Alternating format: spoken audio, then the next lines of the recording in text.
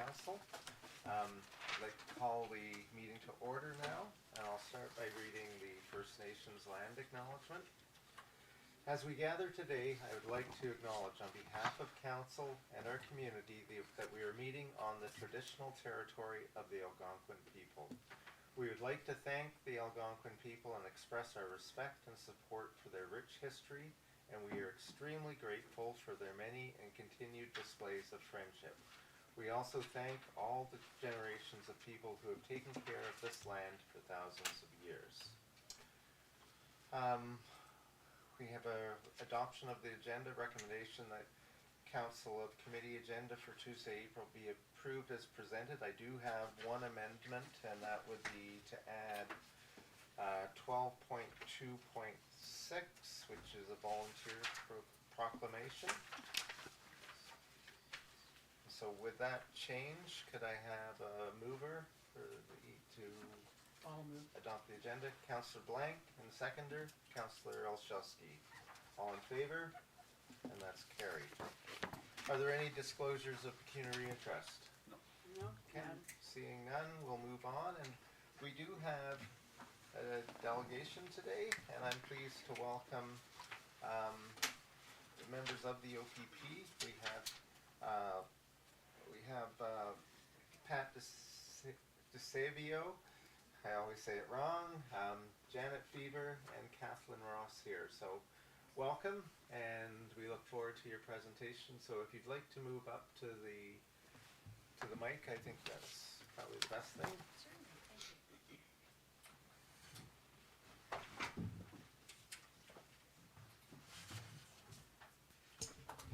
Okay, can you hear me all right? Yes. Okay. Well, good morning. It's a pleasure to be here with you today.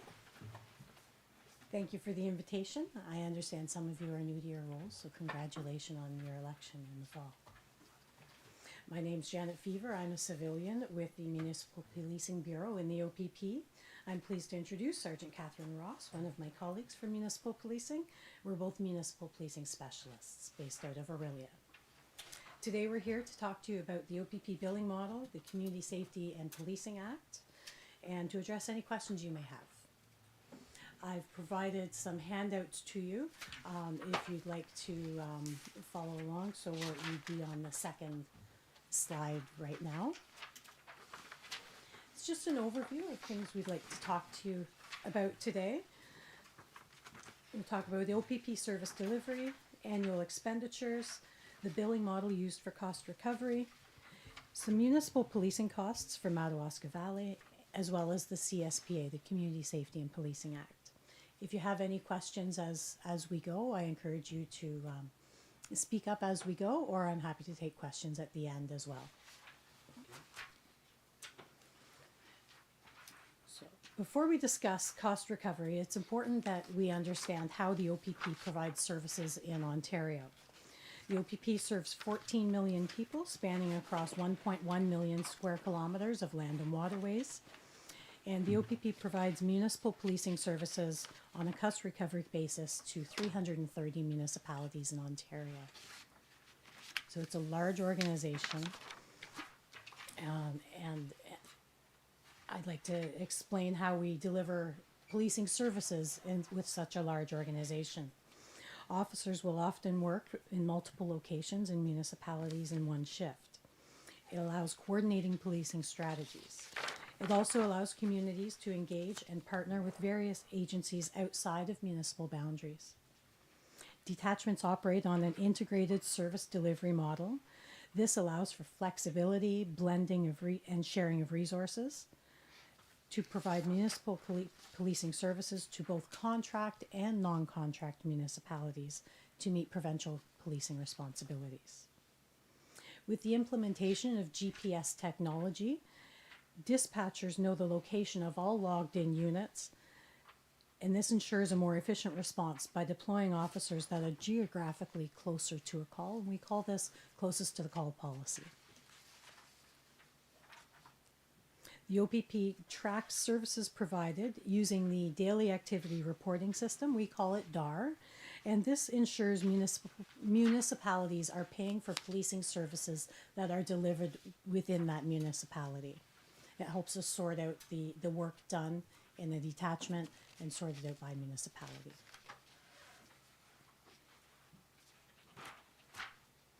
So we are on slide 5.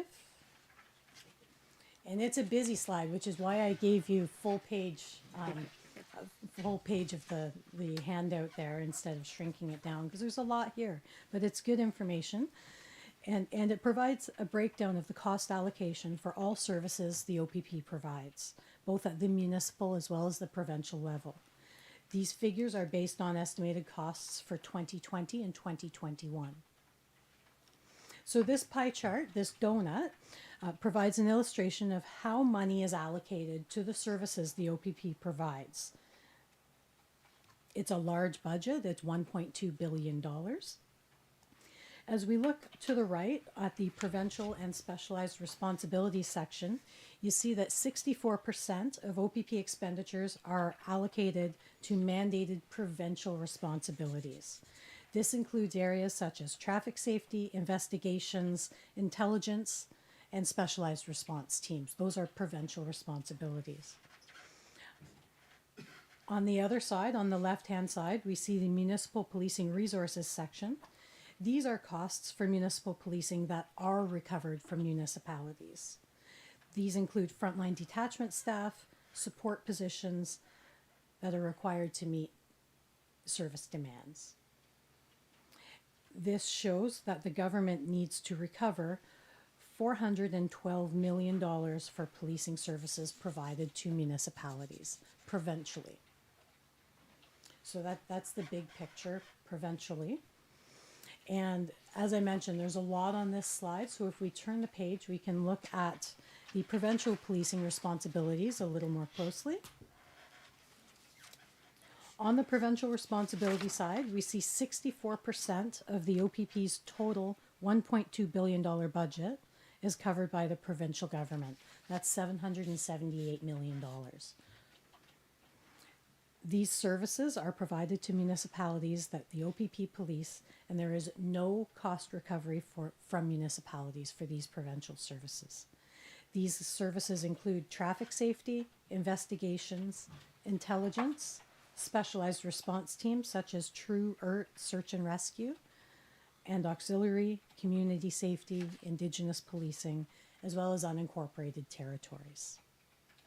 So again, these are the provincial responsibilities, which means the resources are provided to OPP police municipalities, and there is no cost recovery for these services.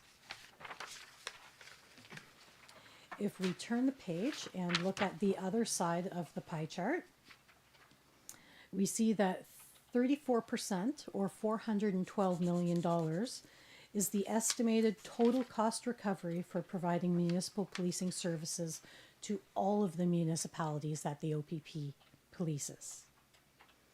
These resources include detachment staff, which include supervision, frontline constables, and civilian support. It also includes support positions such as our communications operators, prisoner guards, the academy, as well as regional and provincial headquarters.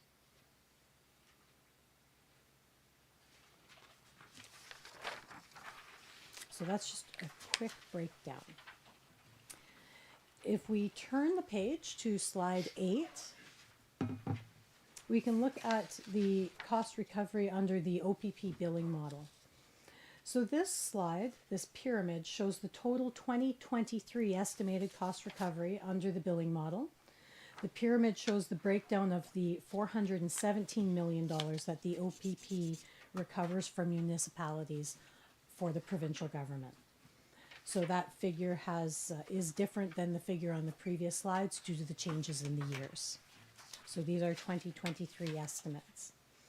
Cost recovery is broken down into 3 categories. There are base services, call for services, and other costs. As I mentioned earlier, the OPP polices 330 municipalities and roughly 1.2 million properties. Property counts are updated annually based on MPAC data, and they include household, commercial, and industrial properties. We calculate base services by multiplying properties by the base service cost, which comes out to provincially a total of $199 million for base services across the province. Calls for service and other costs are both based on municipalities' usage levels. The 2023 calls for service total cost recovery based on all municipalities we provide policing services to is $178 million. At the top, we see there are other costs. Other costs for 2023 are estimated at $40 million, and each municipality is billed based on contract arrangements and usage for items such as overtime, court security, offender transportation, accommodation and cleaning, and enhancements as applicable. Your annual billing statement breaks down the cost of each of these categories, and it details how base services, calls for service, and other costs are calculated. And that's on page 3 of your bill. We're going to look at your bill more closely in a moment.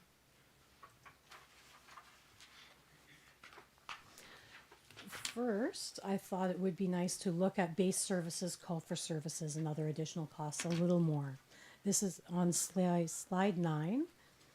We have a closer look at the cost recovery under the billing model. This slide shows that the cost for base services are allocated among all municipalities on an equal per property basis. Again, this is based on MPAC data. This base service includes your proactive policing, things like crime prevention, ride spot checks, traffic safety, community policing, officer training, admin duties, and all inspector and staff sergeant positions. Those are all included in base services. And for 2023, the base services rate is $165 per property. On the right-hand side, in the red box, we see calls for service are allocated costs to municipalities based on individual usage.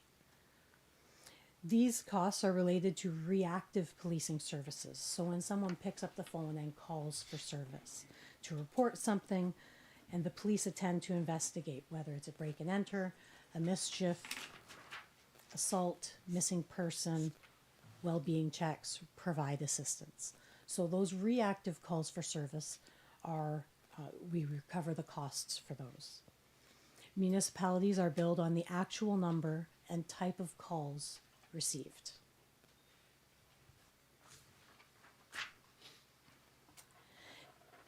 If we turn the page to slide 10, we can look at a little more at some additional cost components of the bill. This is the other category, which was the tip of the pyramid on one of those other slides. Overtime is included. It's noteworthy that all reasonable measures are implemented to minimize overtime. When it's unavoidable, all overtime is authorized through management. When it is incurred, it's a straightforward calculation. Court security is only charged to municipalities that have a courthouse in their municipality. Offender transportation is based on a per property basis. It actually comes out to $1.17 per property. And this is because every municipality utilizes offender transportation, whether it's to transfer individuals to court or an incarceration facility, whatever the case may be. Accommodation and cleaning charges only apply to municipalities that require an OPP building and for the OPP to clean it. Lastly, there are enhancements for contract municipalities, and those enhancements are when a municipality pays 100% for an additional officer in the municipality to address a specific need. And then an example of that would be a school liaison officer.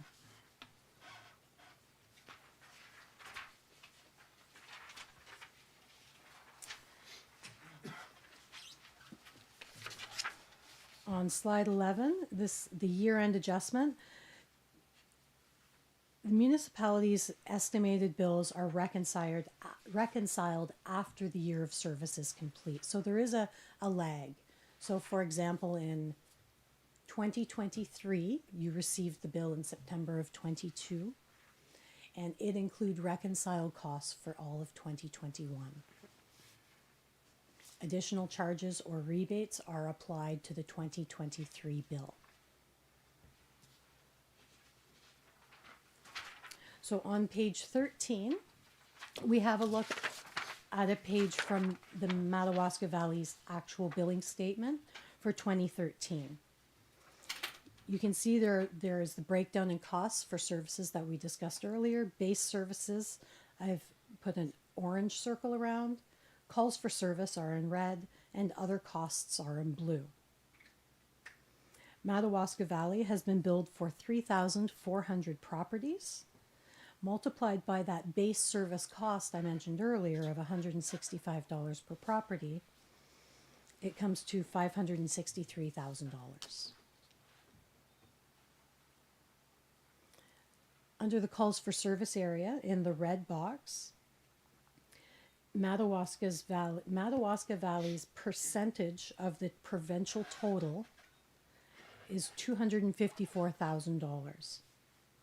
So on the bottom on the bottom, you see the provincial totals. It's actually in the middle there of 178 million.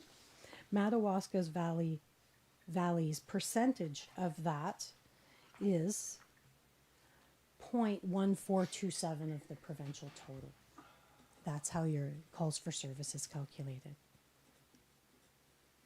In blue, we see that overtime is estimated at $25,000, offender transportation, and accommodation and cleaning services. All of these components added up together comes to your total bill amount, which is $864,000, 520 at the end there. In the line below, we see the 2021 year-end adjustment.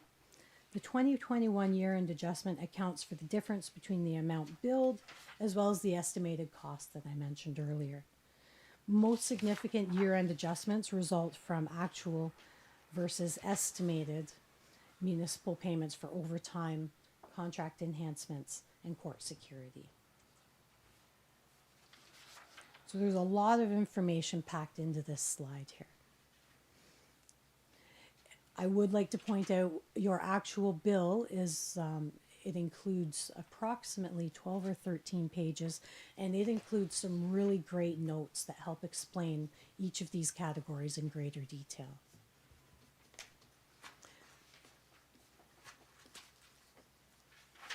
If we turn the page to slide 14, we see that this is your 2023 calls for service billing summary. This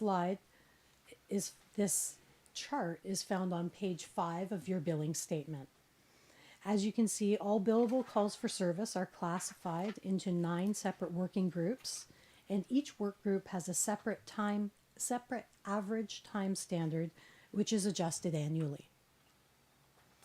The billing work groups are drug possession, drugs, operational 2, other criminal code violation, property crime violations, statutes and acts, traffic, and violent criminal code.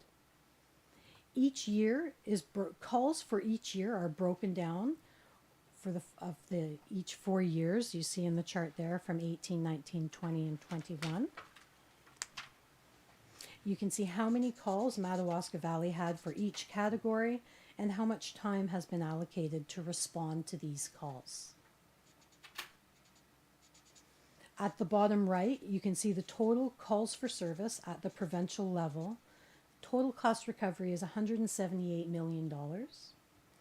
Your municipality's proportionate share of that total is $254,000.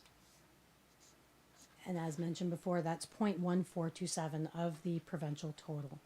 I've put a red box around that to align with the calls for service information on your other slide. There's a lot of information here, so if you want to cross-reference later on, that color coding may help.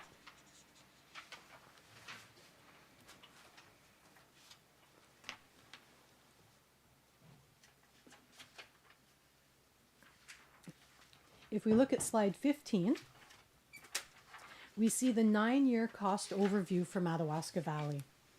This shows your average cost per property for each year compared with the provincial average.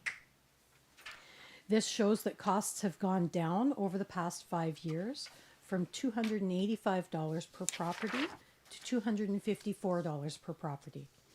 I put a green box around your cost per property, which aligns to the slide that shows your bill.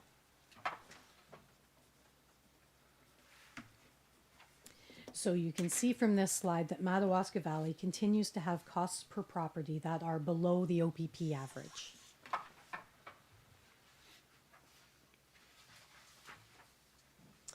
On slide 16,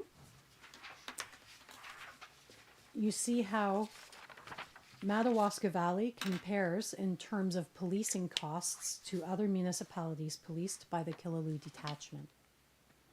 This information is available publicly at opp.ca on our billing model page.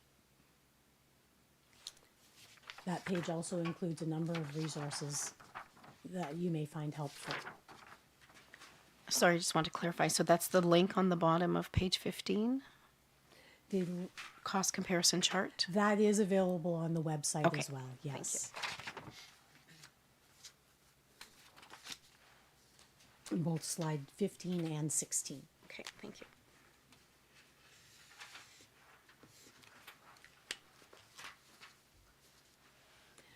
So on slide 17, this slide shows the cost recovery trends at the provincial level. The blue bars are all costs that are recovered from municipalities yearly. And the red bars show the average cost per property from 2014 to 2023. In 23, the average cost per property, including each of the three components I mentioned earlier, is $347. So this slide shows that even though the recovered costs continue to rise provincially, the cost per property for municipalities remains stable.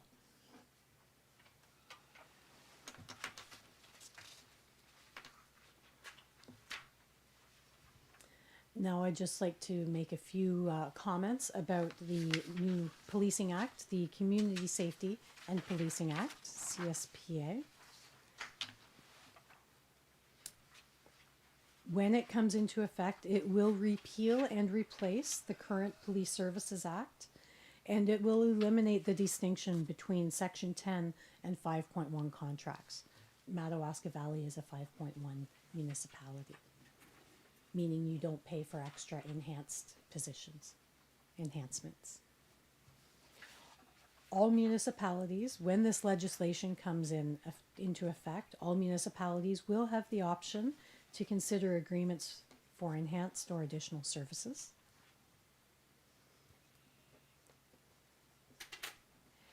It will also eliminate Police Services Board and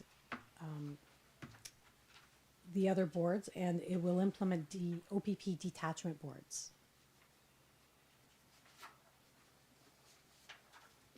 And that the Ministry of the Solicitor General announced its development of the detachment board framework in May of 2021. The OPP, it's worth noting that the OPP does not determine the size or the creation of these detachment boards. That is done directly between the municipalities and the ministry. I understand the ministry required municipalities to submit their recommended board compositions back in the fall.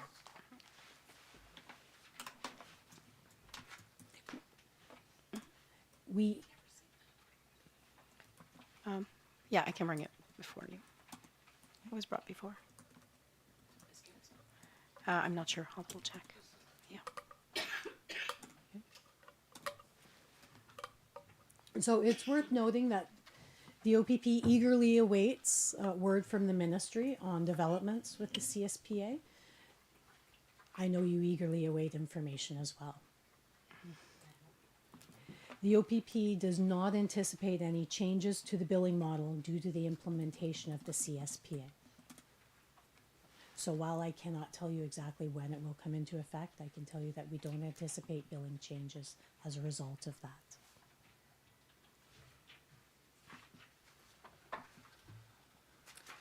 And on the last slides, there are links to helpful resources that are available to the public through the intranet at opp.ca. You're welcome to peruse that site, examine the information available there. You're also more than welcome to contact me directly. My contact information is on this slide. So that concludes the formal presentation. I'm happy to take any questions. It was a bit of a whirlwind presentation, I know. Lots of information there. Thank you very much, Janet. I will open it up to council right now for questions.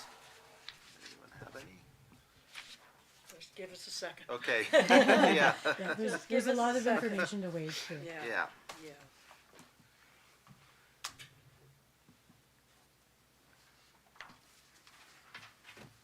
So I know you said you don't have a date yet on when these changes will occur, but, or when the boards will come into effect. But is there any sort of feeling as to, you know, have we heard any more information on the makeups of them and how they're going to operate? So I can, sorry if you Oh, mind. by all I can means. speak to that, your worship, Pat Desvero, your Thank you. detachment commander. Yeah. Oh, Lee just fell asleep, Janet. Uh-oh. So, in one of my previous police service, can you hear me okay? Yeah. In one of my previous police service board meetings with Bonnechere Valley Township, because they're my only section 10 contract location, all the rest of you are section 5.1 non-contract locations, right? We have a CPAC. I learned from that PSB that there was a submission made. I kind of learned that informally, whereby my municipalities all came together with one representative, and they included my First Nation territory. I'm very happy to hear that. Yeah. So there's 7 members from the municipalities, one from each. Then there's 2 that are provincially allocated, 2 members, and then 2 that are from our joint community, our overall detachment board community, for a total of 11. That's what I heard was submitted. I haven't seen anything formal, and as Janet correctly pointed out, we're not part of that process per se. You can come and have a chat with me by all means, and I can certainly offer you my opinion. For what it's worth, I think it's wonderful that you got together, and I like to see the diversity there. That's wonderful. But that's my understanding of what was submitted, and I don't know where it's gone from then, and I don't have any timelines for you. Okay. Your worship. Oh, thank you. I think that's a good update, just to remind us where we're at with it and what the makeup is. Sue? Yes, I'll bring forward to council. So you're right. I think it was in the end of 2021 we had to submit. So it was members of the CPAC. So whoever is on our CPAC, those boards, submitted a proposal that instead of every municipality having their own group and having to pay for their own representatives, that they submitted a joint application. So as far as I know, I was just looking through my emails, but I might have it before the end of the meeting. I will provide council with the response from the province that just said, yes, that format will be accepted. But we haven't heard anything else since then. So I think that was July 2022, maybe? Does that make sense? Yeah. Right. Councillor Blank? Okay, thank you for your presentation. It's good to hear what's happening and know what's possibly coming. Throughout our campaigns, and I'm sure everybody is quite aware of what they were faced with, local policing in the Killaloe detachment came up quite often, and perhaps these are questions that can be answered by you there. What is the staffing complement like at Killaloe, and what type of benefit and coverage over a 24-hour period does it provide for the communities? I know that in the summertime it's a very impactful tourist area, and there's a lot of waterway issues happening. We hear them constantly from the different associations, the lake associations, and there are quite a bit of concerns. But basically what it boils down to is how are we covered 24/7 365 days of the year within the municipality, because we are one of the largest ones that you serve. So any kind of information you can give on that would, I think, would help everybody. So our detachment complement is 1 staff sergeant, 4 sergeants, and 26 constables. That's your complement, and it's year-round. So it doesn't matter what time of the year, that's the pot we have to play with. So while and it is a challenge, you're absolutely correct, when your our joint municipality goes from 17, 18,000 residents, goes up to 32, 34,000, right? When we have visitors, we have our seasonals that come and all that good stuff. That's just the nature of the business. There is no, if I could use the hockey analogy. So, and hopefully this rings somewhat true with some, with the council and your worship, is there's no bench in the OPP. So I can only put 5 players and a goalie on the ice year round. If one of those 5 players and goalie gets hurt, I only have, that means I play with 4 players and a goalie. If someone goes on vacation, that means I play with 4. If 2 go on vacation, we have the collective agreement, the Uniform and Civilian Collective Agreement, that has entitlements that I have to work with. I also have labor management issues and legislation that comes into play. We have people that we have to send away on training. All of those things come into play. That's how many people I can put on the ice. Nothing changes that. So, if I can touch on Councilwoman Blank, your question about how do I get people on the waterways in the summer, my priority is the calls for service. Do I have enough people responding to the calls for service? Because as soon as I put 2 people on the waterways, because you can't put 1, it's 2, and I only have 3 or 4 people or 5 people on a shift to begin with, how do I put 2 people on the waterway? That's where I tap into the provincial side, which is a regional, and I ask my SAVE team, can you come down? Can you give me 1 body to double up with my person? And I try and make those kinds of plans ahead of time. But I can't control if on that day that person calls in sick, and I can't control if on that day we have a fatal and we don't put somebody on. I can't control on that day if the boat doesn't work. Those are the challenges, the operational challenges that I face every day. And if I'm on a weekend, my sergeants are facing it, and they're giving me a call saying, the rare occasion they give me a call, otherwise they're a pretty good bunch, they can figure it out on their own. But what Janet did touch on is, we have borderless policing, and we have closest to the call. I am very fortunate that I used to work here in East Region, and I've come back home. I know my neighbors very well in Renfrew, UOV, and in Bancroft. We tap into each other all the time. Even a good example this morning is we have prisoner transport, right? And that's who pay, and we saw who pays for that. The prisoner transport right now, I get a call from my inspector in Pembroke, and he says, right now because he's responsible for the Pembroke courthouse, and he has a challenge with people in court that are in family court, and there are people, and there's going to be a challenge in there, no names of course, and there's some other stuff going on, to the point that the prisoner transport people can't come and pick up the person that's sitting in my cells going to bail. Well, then I'm going to use my 2, and I have to tie up 2 members. So while it looked good on paper this morning that I had 5, and I could put 2 on a snow machine and 2 on the waterway, all of a sudden I'm taking those 2 and I'm sending taking the prisoner, because it's the right thing to do. Will they get to the waterway? Hopefully they will. Not today, obviously, but on a normal day. Would they get to the waterway? Hopefully this afternoon. But I can't control what happens in court, in family court. But all that to say is, when we give, we give. When we have the need, we draw. And that's why do I have as many, would I love to put more people on the ice? Yes, but it's not a reality. But we do the best we can with what we have. That was, Does that answer your yeah, question, it Nick? does, and I just have a follow-up question too. So, out of the number of people that are employed as OPP officers that service our area, is there not a need to have more then, or is there an overall problem throughout the province that we can't have more OPPs available within these districts? So we work on what's called FTEs, full-time equivalencies. The OPP only has X number of FTEs, and I only have X number of FTEs at my detachment. It would take our commissioner going to government and saying, I want brand new bodies. And then the government saying, yes, let's give you more. And if there's a petition that he needs me to sign, I'll sign it. Mm-hmm.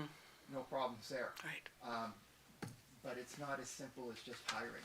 Right. And frankly, right now, we're, I'm part of that group, and maybe I'm going off on a tangent, I hope you don't mind me taking up your time. No. You're in the right spot for Yeah, it. yeah. Okay. No, yeah. Is I was part of the, I can retire in about 14 to 16 months if I feel I need to, and you're like, oh my God, how can you retire at 40? I'm actually older than 40, I just don't look. But within, when I was hired, there's a large group of between 6 to 8 years there that we all got hired at once. And now we're all coming to fruition, we're in the middle of that, and we're all going out the door. Yeah. On top of that, our commissioner did go get new bodies from the government. Policing has changed, and we're Yeah. not all nice, and there's lots of good stuff happening in the U.S. that has sneaked its way up north. Yeah. We don't have the people that want a policing career. And we do have officers that have blankly told me, I wouldn't encourage my kids to come and work in this environment. Why would I? Yeah. I want them to do better, and they're smarter than me. They don't need to be, and it just pains me because as naive as it may sound, I actually joined to be a cop because I wanted to help my community. I truly believe that, and I still do. And so we don't have the people applying that we once did. We have to backfill the people that are going out the door, which we don't have enough. And then on top of that, we need to fill new bodies. I don't know where we're going to get all that. But we're not the only police service going through that. And you might have even seen, was it Timmins PS? That's offering up. They're doing, and that's a former OPP chief. Their chief's a former OPP guy, right? Yeah. So that's what they're doing. Like the gloves are off in the policing world.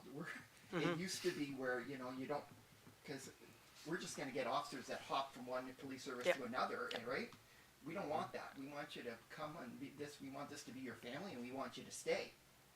They're looking after themselves, and rightfully so. I got no issue with that. But we would hope to have an environment where they want to stay with us. But So we can't like even these keeping changes, people- what can we do as community people to say to our provincial governments, our police really are suffering with what they're trying to accomplish and what they're trying to do. So what do we do? Like, where does the answers, Smarter people than me are looking at that. I don't know. I wouldn't say that if I were you. I don't know.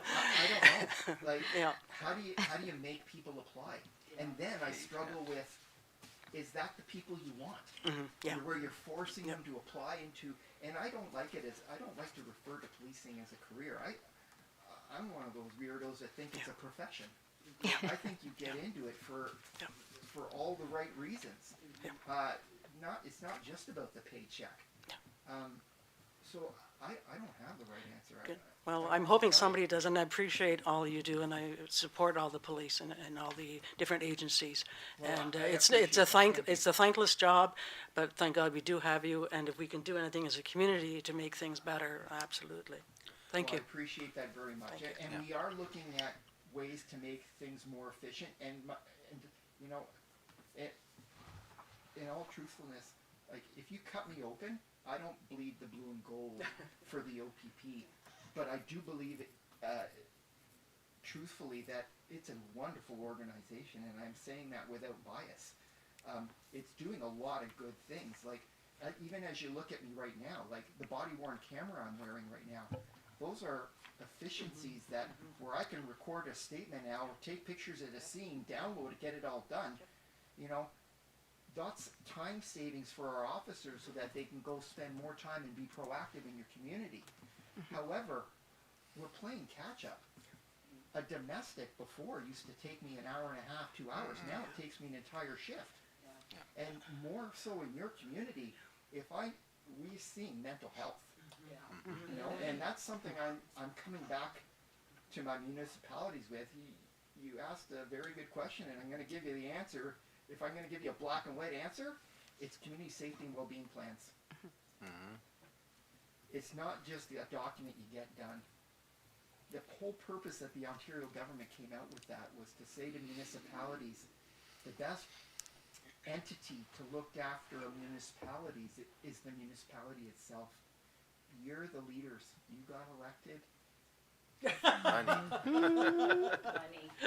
The mayor says he's got a tickle trunk full. I don't know. No, Shelley's been Councillor Mike has been draining all those tickle trunks. So, but I understand. I get it. Like, I have, you know, I'm an Ottawa boy. I policed a lot of smaller communities. That was my first 5 years. We're up in Geraldton in northwestern Ontario. I've seen both sides. I know what the struggles are for a community that doesn't have a plethora of money and certainly doesn't have the tax base from which to draw upon. Yeah. But now even more so, in my opinion, that's where you have to get together with your neighboring municipalities and you gotta lump into the same pot. Even something so simple as we learned of the recent puppy mill, right? Yes, yeah. You know how long it took us to struggle just with the puppies aspect? We got a mental health call or a well-being check that turns into a mental health call that turns into puppies that took us days on end. And when you talk about the billing model, like that doesn't meet the average. I'm telling you, that took us days and days and days, and it took us hours and hours and hours to find a who takes the dogs. Something as simple as that. There's no dog catcher. No. You don't have a kennel. So now what? Well, in the big cities, if I go to Barrie, I'm okay. Right? If I'm working out of Huroney West, Collingwood, and Nottawasaga, my old stomping grounds, I'm okay. But here, what do I do? Like, God bless the animal, that agency or the people that took them in. And I know, like even in my community where I live in Petawawa, I found those foster dogs because I could figure out, like, I got two and I got two. Oh, where'd you get those? You know, and so I know they found homes for them, at least temporary ones. But that took us days and days. And like, you know, the children are the victims in that scenario. The dogs need protection, and everyone's important there. How does a municipality like this deal with all that? You have to have the plans in place ahead of time so that we're not spending hours and days trying to figure it out. You have to have those things in place. And whether it's mental health up here when we're talking about humans or whether we're dealing with animal welfare services and we're dealing with people's pets. All of that's in the community safety and well-being plan. Right? It's already identifying which agencies you do have and don't have your municipalities, and then making those reciprocal agreements with those other municipalities or the bigger municipalities where I scratch your back, you scratch mine, what can we offer you, and share fire trucks, whatever it is. You know, we had, that was another example is we had, in that same home, we had an air quality issue. Your fire department didn't have the correct air monitoring system, right? But you got it from KH&R, and now you're going to buy some. But, you know, having those answers at your fingertips, though, would have been a lot quicker, right? So, but we live and learn and we go. But that's what I would say is those community safety well-being plans, it's just not a piece of paper you throw together so that you meet the ministry deadline and look, we got one, and you know, they have to be meaningful and they have to be put in place. And we're just one piece of that puzzle. We're a partner with you, but you need to take the lead and do the heavy pulling. You know, I appreciate that, Pat, because I think that's a really good point. The community safety and well-being plan. the importance of that document is so large, and as you say, it's got to be used, and it's got to be looked at, and it's got to be understood by all members of council, and so it's a good document. I just had one question, just for my own clarification. So on a good day, when nobody's sick, you're not missing anyone. What day is that? Your I worship? don't, I'm I don't, like, I don't know. this is actually every day. I'm assuming there's one occasionally. So, yeah, yeah. You would have 5 officers out. You're suggesting, and if we wanted to, if you wanted to do water work that day, that would be a provincial. Those would be extra officers coming in through provincial services. It depends on whatever I can pull off. Okay. There is no magical day. It's different every time. It's different every time, and that's why the best plans can fall apart. My East Region Save Unit, I could have had them planned this whole week for come and do some snow machining here on some trails that you can still go. Let's just say, right? But, they're not possible, but let's just say we had that. I can tell you right now, they're not coming here. They're going to Akwesasne. Yeah. Oh, yes, there. They're a regional asset. Where the need is greatest, they will go. They'll go. And what I can't emphasize enough is, if that event were happening here, like I'm an ex-ERC guy, emergency response team guy, did it for 13 years. They come running. Like I know Algonquin Park is not yours, but that's a good example. You have enough green space that you can have somebody missing, right? We have an aging population, we're getting into wandering years, right? Yeah. Well, we have Project Lifesaver coming here, so where you have the bands and it's not the be all and end all, where we use, you have a transmitter, right, Project Lifesaver. We're bringing it to the area. I have an instructor already ready. I have the equipment. It's just a matter of getting him up and going, getting our members trained, all good stuff. But that's just one tool that we use when we have a emergency response team, search manager trained person come with their ERP members. They manage the search. It's all our call for service in this municipality. So we still carry the ball. They are a support service to us. You're not paying for all that extra provincial stuff. You're paying for the local officer. When the need is there, you will get it. And you get it fast. Yeah, because my comment about the lakes, I'm actually very impressed by the amount of activity I see on the lakes by the OPP over the last couple of summers. So what we've been doing is myself and my neighbors, because I talk to my detachment commanders, is we try and create a schedule where we put one person into the plot. So myself and Renfrew Marine officers, they'll go do our areas over here. Then maybe the next schedule they get over here and go with UOV. And from the UOV they go 2 days on the Ottawa. Sometimes they come 2 days here. However, I got so far behind in for people that were on the road that I had to pull that person away from that schedule. So it all went for naught, and I wasn't the only one. They found themselves in the exact same boat. And I think it's adequate here. Yeah. And what depends on who you talk to, though, right? Yeah, Depends exactly. on your It does. target audience. Yeah. Yeah. And sometimes it's I'm the a loud voter. voice, not necessarily the majority. That's But I'm right. not So I telling you think the stuff. majority would agree that it's adequate. But we do our best, but our folks are pretty good. Just because you don't get on a boat, it doesn't mean you can't sit at the marina. That's right. At the boat launch. And just like we can't get on the snow machine because it takes 2 of you, but they are setting up at like where the trail comes to the road, and you can do a ride check there. Yeah. Right. So we do the best we can with what we have at that time, and the best plans. I can plan as best I can, and I do. It's not a waste of time because if it pans out, it pans out. But more often than not, it doesn't. It's just our world is too chaotic. But we do try and plan. Are there any other questions from anyone? I'm all right. You're what? I'm good. You're good? Okay. All right, well, I really appreciate the 3 of you coming today. It really I know I've learned a lot. I probably have more questions, but I sort of have to take some of this home and digest it for a little bit. Certainly a lot of useful information, and it's sort of made it clearer to me how it all works. And I think all of council is appreciative of that. So Pat, Janet, and Catherine, thank you very much for coming today. We really appreciate it, and we appreciate the work the OPP is doing here. So.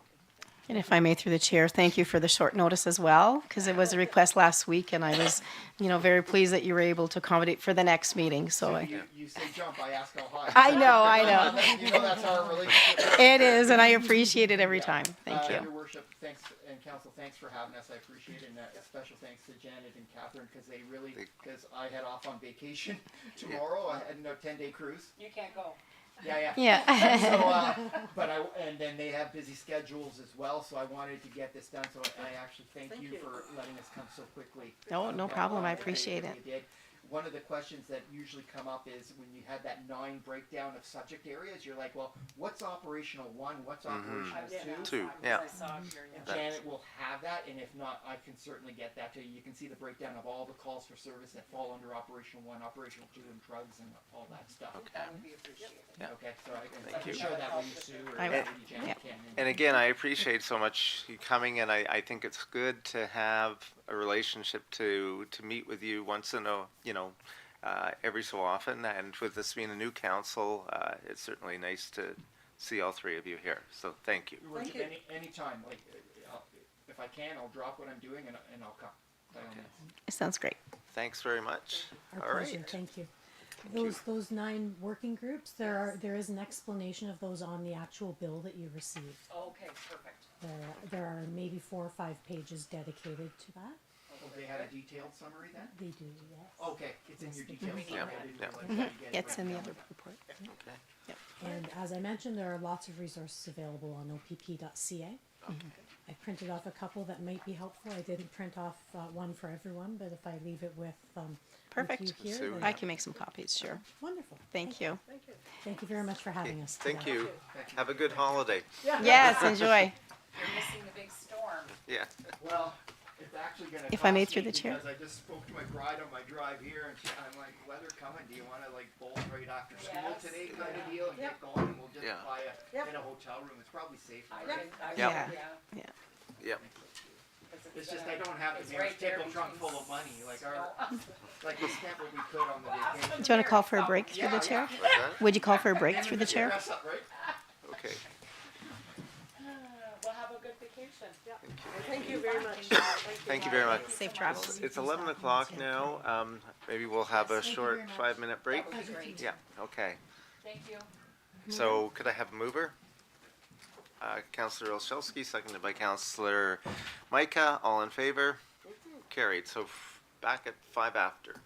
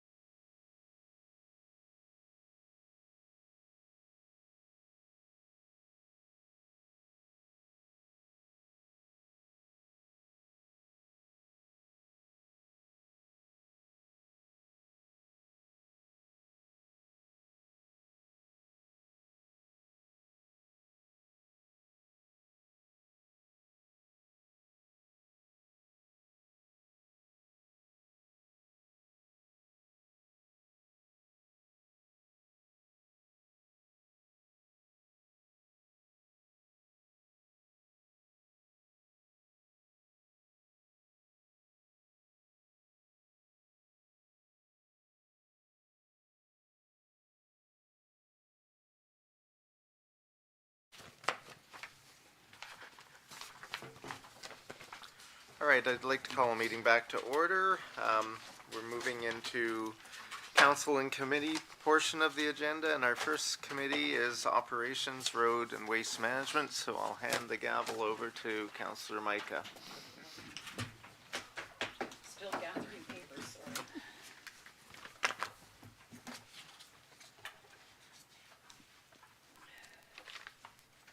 Okay, so, excuse me, we'll go to item 7.1, which is municipal reports. 7.11 is the draft 2022 annual monitor waste site, or former waste site, monitoring reports for Barry's Bay and for the Radcliffe site.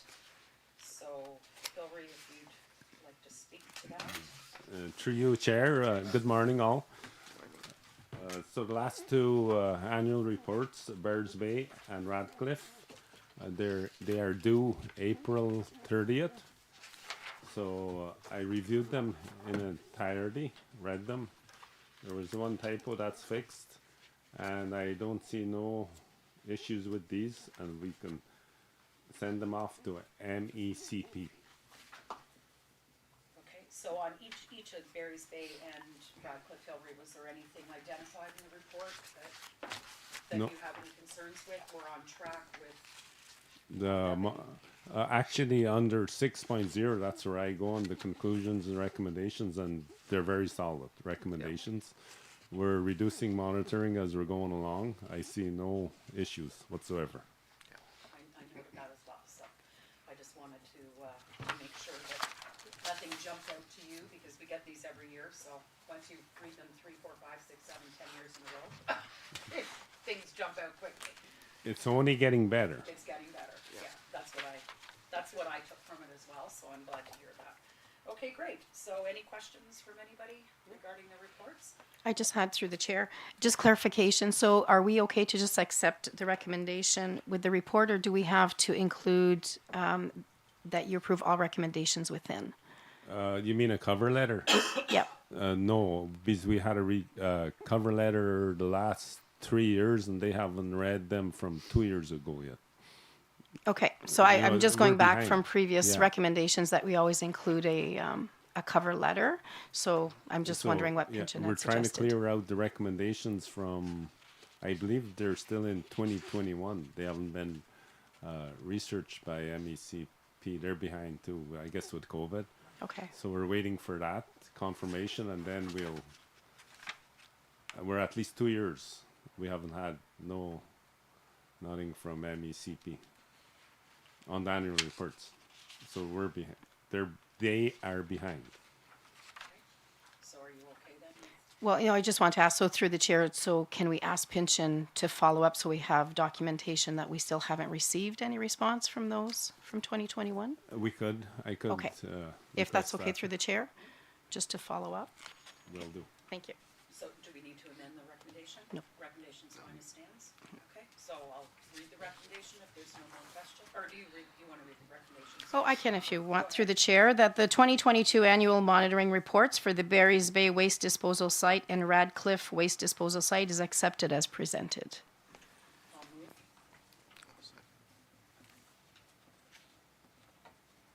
Okay, so, I said I'd second. yeah. Oh, all in favor? Yeah. Sorry. Okay, so, this next one's interesting, so we'll move to item 7.1.2. Draft county policy, we should put the word draft in there, Gwen, just, draft county policy, PW-20, snowmobile trails along the county road of right-of-way. Okay, so do you want to start with this, Hillary, and just give us a quick summary? I mean, it's self-explanatory written, but just for the record. Correct, through you, Chair. So this ended off in an email from the county, draft policy for trails along county roads. So the more I read it, the more I had concerns. So I drafted a report that this should be circulated to the local clubs, District 6 has provided comments through the county. I have not seen the comments, so we've emailed Apyonga Snowbirds, and they're very interested in this. They haven't seen them either, so we're going to get them on board. And my recommendation is maybe to communicate with the two snowmobile clubs, even though there is no trails technically along county roads. I'm not familiar with the trails towards Commer. I think there isn't too many trails, but there could be. We always have to prepare for the future if there will be. I find it's onerous, the requests, so that's just my recommendation, that we communicate to put this on hold until we communicate with the local snowmobile clubs. Mr. Mayor? Just a question, Hillary, regarding it. It does say in the background information that to provide all comments by March 31st. So we're in April now. Have you talked to the county, and will they extend? I believe you're more familiar with the county. I believe the meeting for April would be coming up. It's next week. Okay, well, we're Yeah. just in time. Yeah, If it's okay, on there, good. we can. And I will say that when this went through on March 7th, that was the meeting that conflicted with our council meeting, so I did not attend the county meeting because we were here. So, but it will be coming back, I gather, then for April 8th. Or not April 8th, April 10th or 11th. Whatever the Tuesday is next week. What is the date? 11th. Go ahead, Sue. Just to confirm, Hillary, I do remember, I think you copied me on an email that was sent to the county advising that you were bringing a report to council Correct. prior to March 31st. Yeah, okay. Anybody else have any questions? No. Okay, so as chair, Hillary and I discussed this, and I've been included in some email chains on this, so I have to say, I appreciate, Hillary, that you were actually quite prompt in addressing this, because you haven't been sitting on this for months on end. And I absolutely agree with your concerns, and I really would hope the council, I think we should have a motion that that clearly states that until further information is provided to us, that we don't support the draft or the passing, that it should be tabled. This is a new policy. This isn't something that has existed and they're updating. I think there is potentially some very significant future impacts to this. I think as well, in addition to comments from our two local snowmobile clubs, we should be seeing what the District 6 office has provided, because we don't know what their comments are, so we can't even discuss what their concerns may or may not be. In addition to that, I think that a representative from the county's transportation department should be attending a meeting here at council. That's not unusual in terms of past practices with new county policy, and explaining to us the purpose and intent. Why is this, being developed? Just there's many questions that I feel that they should be discussing with Madawaska Valley, because we are a massive Skidoo hub in the county. And what is the future impact pertaining to our roads? Is this starting a precedent rolling forward where now I just think there's a lot of questions. So I'm not sure. It wasn't working, sorry. I was hitting it earlier, it wasn't working. I really think that, I don't know how we draft that recommendation. We have one, but to include those comments as well. And then, I would put that motion on the table to forward to county. They're rushing this through, it feels like. Maybe they're not. I mean, they could have been working on this for 10 years, who knows? But again, to send it to us, literally have a couple weeks to just push it through when there's such a massive potential impact, I'm very uncomfortable with that. Mr. Mayor? Yeah, and I think those are good points. And to me, the snowmobile season has just ended, and we've got a few months now that. Lots of time. Yeah. So I again I agree with that, and I think we should wait till we hear from the local clubs and get all the information before it goes through. So I think if we do have a motion, we can send the motion to county council on what our council's decision is. And, yeah, I don't know if are you writing that, Sue? I see you am. furiously I writing. am. But to include, I really believe too that representatives from the county's transportation committee or department should be coming before us. Like, Yeah. you know, I'd like to know where the thought process is and why this is coming forward. And, you know, there's some terms in there that seem to me to be very red flag as far as cost and onerous to the Skidoo clubs. And why is that?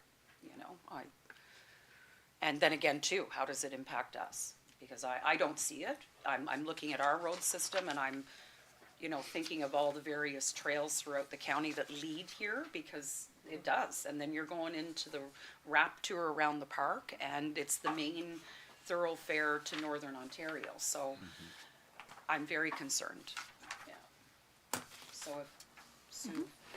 Just a proposed draft, that council directs the operations manager to notify the county of Renfrew that Madawaska Valley Council is asking for draft policy PW 20 to be tabled until full consultation is had with local snowmobile clubs, and that further the county of Renfrew Roads Department be invited as a delegation to further discuss the proposed draft with council. Is that good? Has anybody, did we miss anything? Okay, so with that being said, I will move that motion, and if someone, do we have a seconder? I'll second. Everybody's seconding? So we're all in favor. All in favor? So I have as the seconder then Councillor Blank. Sure. Okay. Thank you. Very good points, Shirley. Thank you.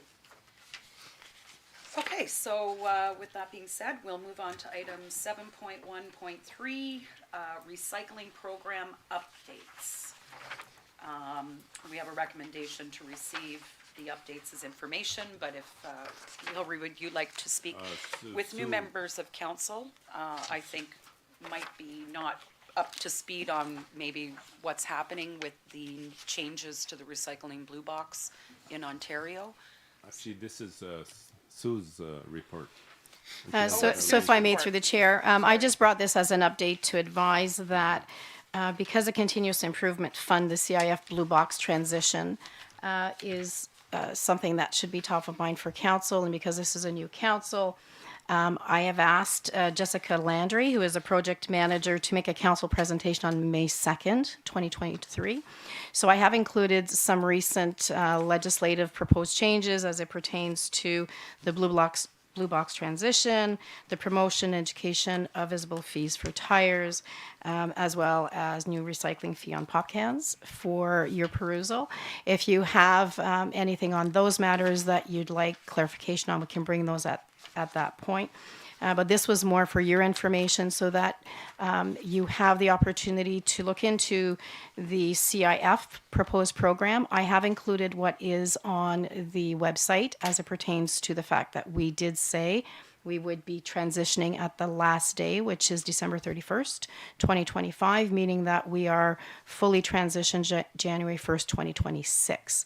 However, there are many steps that need to be taken before that. And I think a presentation directly from the CIF group, and she is willing to speak to some of the assistance that is available, some of the working groups that are available. Hillary and I have been sitting through, and I think Mike has sat through some of the CIF webinars just to try to, even though we're not transitioning until 2025, we just find sometimes if the early transitioners bear the brunt of having to work through the legislation and the changes. So we hope to learn from that. So it's been important for us to be a part of that now. Having said that, at Roma, I believe a couple of the councillors did attend the session. And as you can see, it's a very large, convoluted subject matter. So I encourage you now to look at those presentations and draft any questions or any clarity that you might want. I will send to Jessica ahead of our presentation. That's great. Well, thank you for the report, because this has been years in the making. And I attended that or the session in Roma, and even though I have some previous knowledge of what the intent and purpose was, I'm a little scatterbrained on how this will be implemented in rural municipalities. So the more information, the better. Yes. Mr. Mayor? Yeah, and I have the same concerns as Councillor Micah on the rural, how it's going to work in rural areas. I think having, is it Jessica here? Yes. Is a good idea.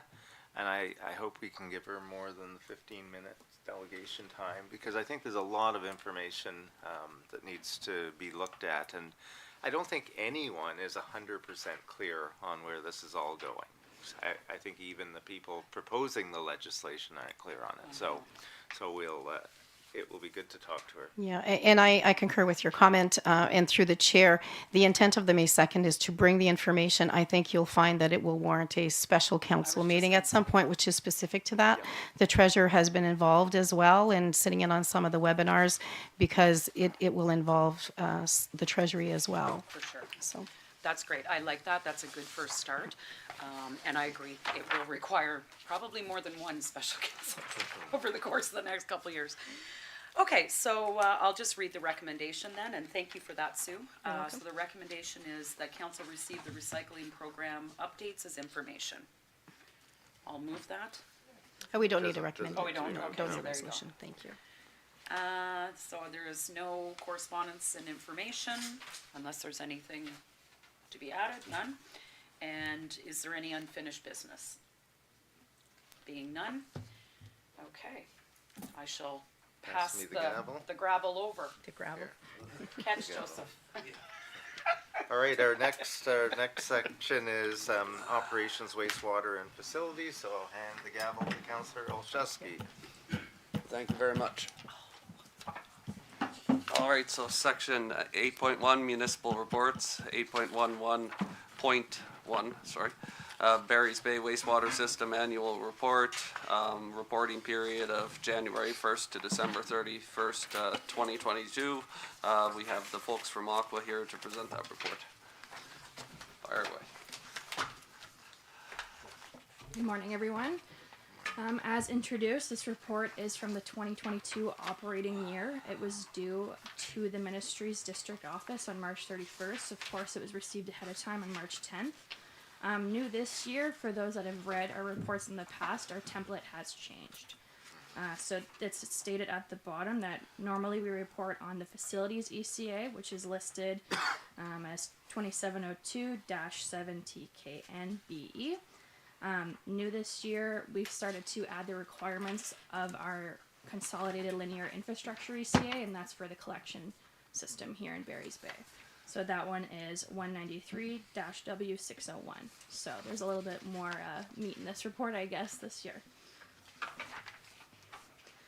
So moving through it, we've also listed a revision history. If there's any comments today, I'm happy to revise the report and include them. The second section goes over, I guess, a snapshot of what's went on in the year with our three non-compliances that we reviewed in Q4, and that was our ECA limit exceedances. We also talk about the community complaints we've received, and then it goes into the process description similar to our water reports. So for those that aren't familiar with the process here, it's a gravity-fed collection system with 3 pumping stations on Opeongo Line, Peter Street, as well as Lakeshore. It moves to the plant where it receives preliminary treatment, where screening happens, and we remove anything that can hurt the process later. Then it goes to secondary treatment in our sequence batch reactors. The solids and liquids are separated. Sludge goes to aerobic digesters and is later land applied, and your effluent is treated with disinfection via UVs and then put out to Kaminista Lake. We have both flows tabulated here, our treated and our raw. 30% was within range. We normally don't make recommendations until there's an 80% rated capacity met. Of course, this kind of mimics what is put out at the water plant, so your flows are remaining low. I have listed our annual flow comparison. You'll notice in 2022, flows received by the sewage plant were lower than in the past. We're chalking this up to everyone back to work, maybe out of town again, with of course the pandemic kind of coming to an end. We didn't receive any leachate or septage at this facility in 2022, and then I have 5 years of raw sewage quality data listed below. So this is 2017 to 2022. BOD, total suspended solids, total phosphorus, and total ammonia are reported in milligrams per liter, and pH has no unit. In section 6, effluent quality, this again touches on what we spoke about in Q4's report in our last council meeting. With our ECA limit exceedances, it also breaks down how many objective exceedances we had. It's important to note objective exceedances are operational targets, so those are not reported to the ministry. These are shown in detail further, a little more visual with graphs to help put it into perspective for you guys.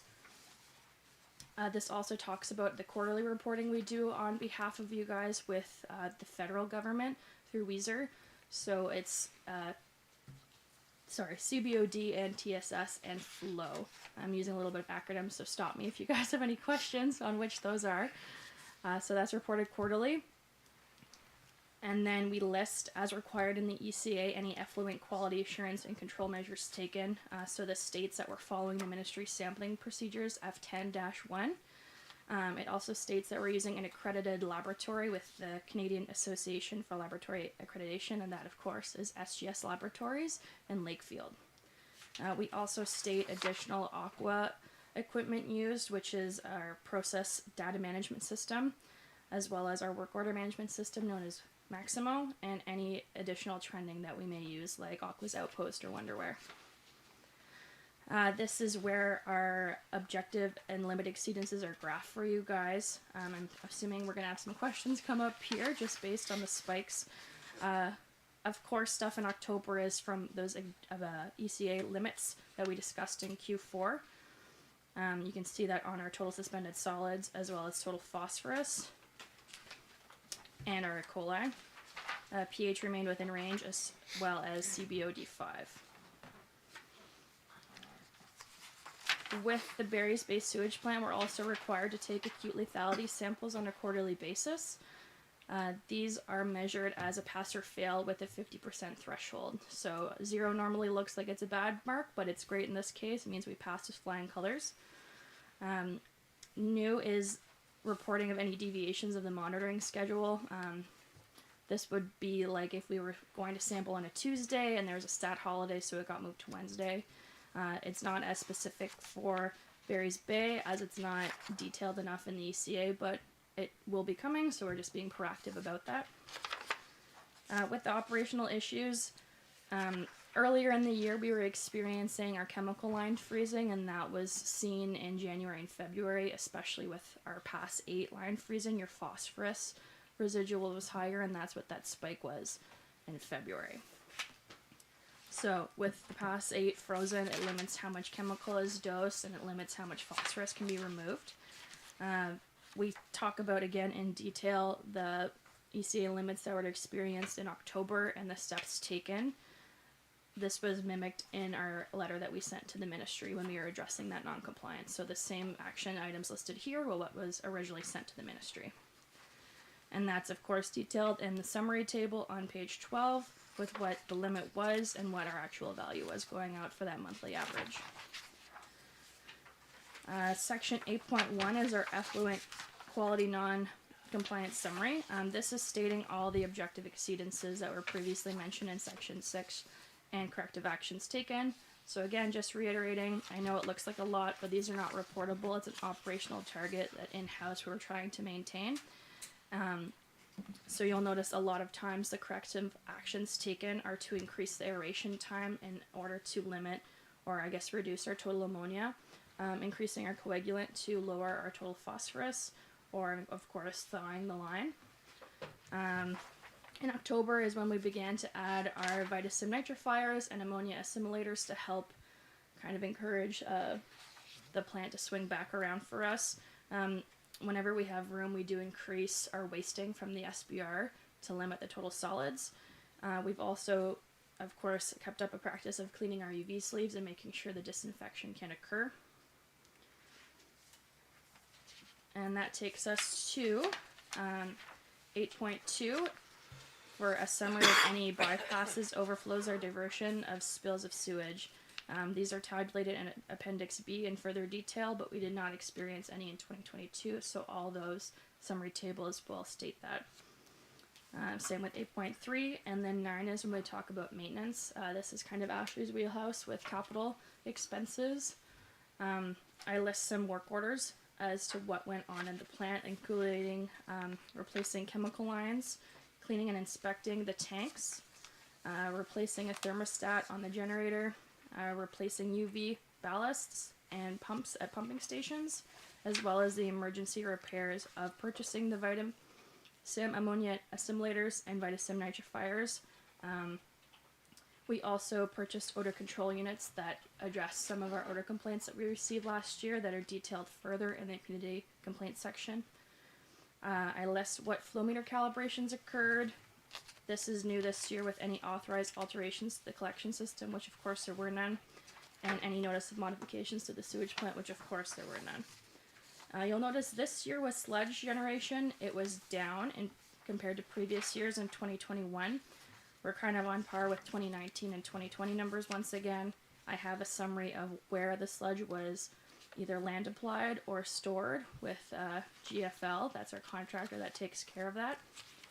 And then section 11 gets into our community complaints. So we did receive 4 complaints with sewer blockages where we investigated to confirm that there was flow in the trunk line and that if it was a problem within the town or if it was just an isolated incident. And then we had 3 odor complaints from the same address who of course lives close to the sewage plant. So we were working on optimizing the aeration and working on reducing the smell at that time. In our appendices, Appendix A is our biosolids quality report. This is used by GFL or haulers to ensure that it can be land applied and meet the Nutrient Management Act standards to be land applied. Moving into Appendix B is our details of abnormal sewage and discharge events. As previously discussed, there was none, so those tables all reflect that.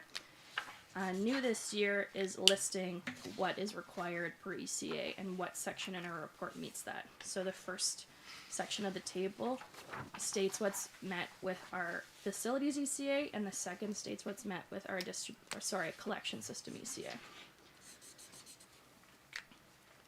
And that is all I have on the report. I know it was fast, but any questions? Couldn't keep up with the pages. Yeah. Does council have any questions with regards to the report? Mayor Wilmer? Yeah, just on 9.2, the odor control units purchased to help prevent and control odor from the sewage plant. Have you noticed any difference since you put them in, or is it too early to tell? Currently, no, everything has been good with it since. However, typically we notice it more in the heat of the summer, kind of. That's what I'm thinking, yeah. So when it's nice and hot and sticky out. okay. And with the October event, everything pretty much is clean. You're pretty confident that you've got everything back under control, and That's it correct. shouldn't reoccur this year. That's correct. Okay. All right. Thank you. This is just to follow up to an action item from a previous meeting. I just wanted to put a placeholder. I'm not sure if the May meeting, if we'd be able to report back to council. There had been an inquiry to look into a large cover okay, so that I can put a placeholder for May possibly? Okay, thank you. And then the other actionable item, you reminded me of it, Kaylee, when you were talking about acronyms. I think we're still looking for a list of acronyms for council members. Thank you. Any other questions? Okay, I'll ask the CAO to read the recommendation then, please. That the 2022 Barry's Bay Wastewater System Annual Report be accepted as presented. And we need a mover and a seconder for that. Councillor Micah, second by Councillor Blank. All in favor? And that is carried. And under that, there's no correspondence and information. And I don't believe there's any There is unfinished. Just a reminder that we kept hoping there would be no snow at this point. I do want to schedule a site visit for both the water plant Yes. and the wastewater plant. I know the previous council direction was wait till the snow goes. Is that still a direction? I would really like to have a site visit. Yeah, let's wait for it to go. Okay. So we'll see Next you in month. July. Thank you. Okay, just want to double check. All right, so that's it. So thank I'm going to pass the gavel off. Thank you very much for the presentation. Thank you. And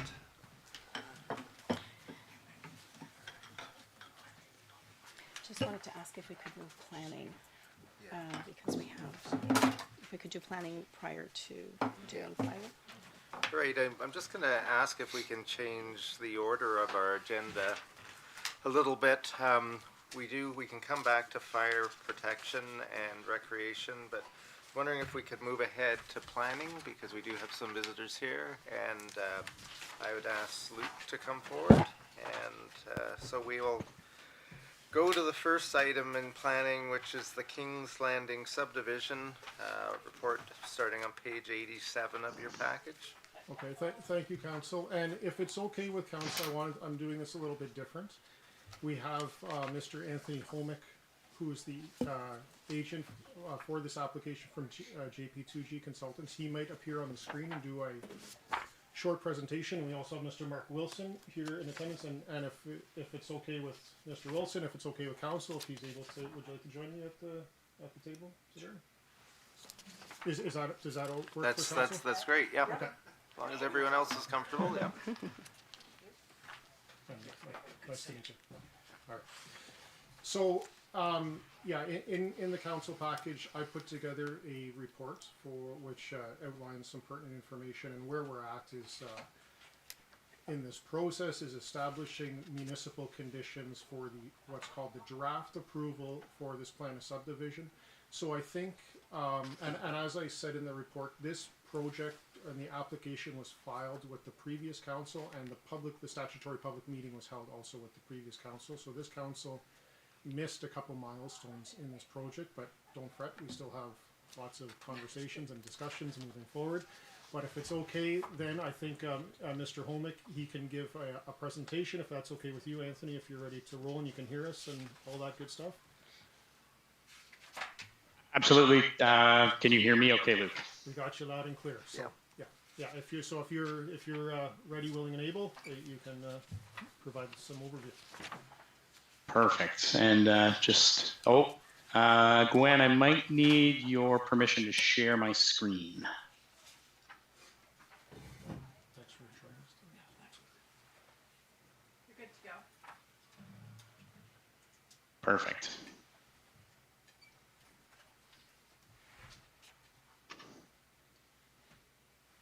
Oops. Where are we here?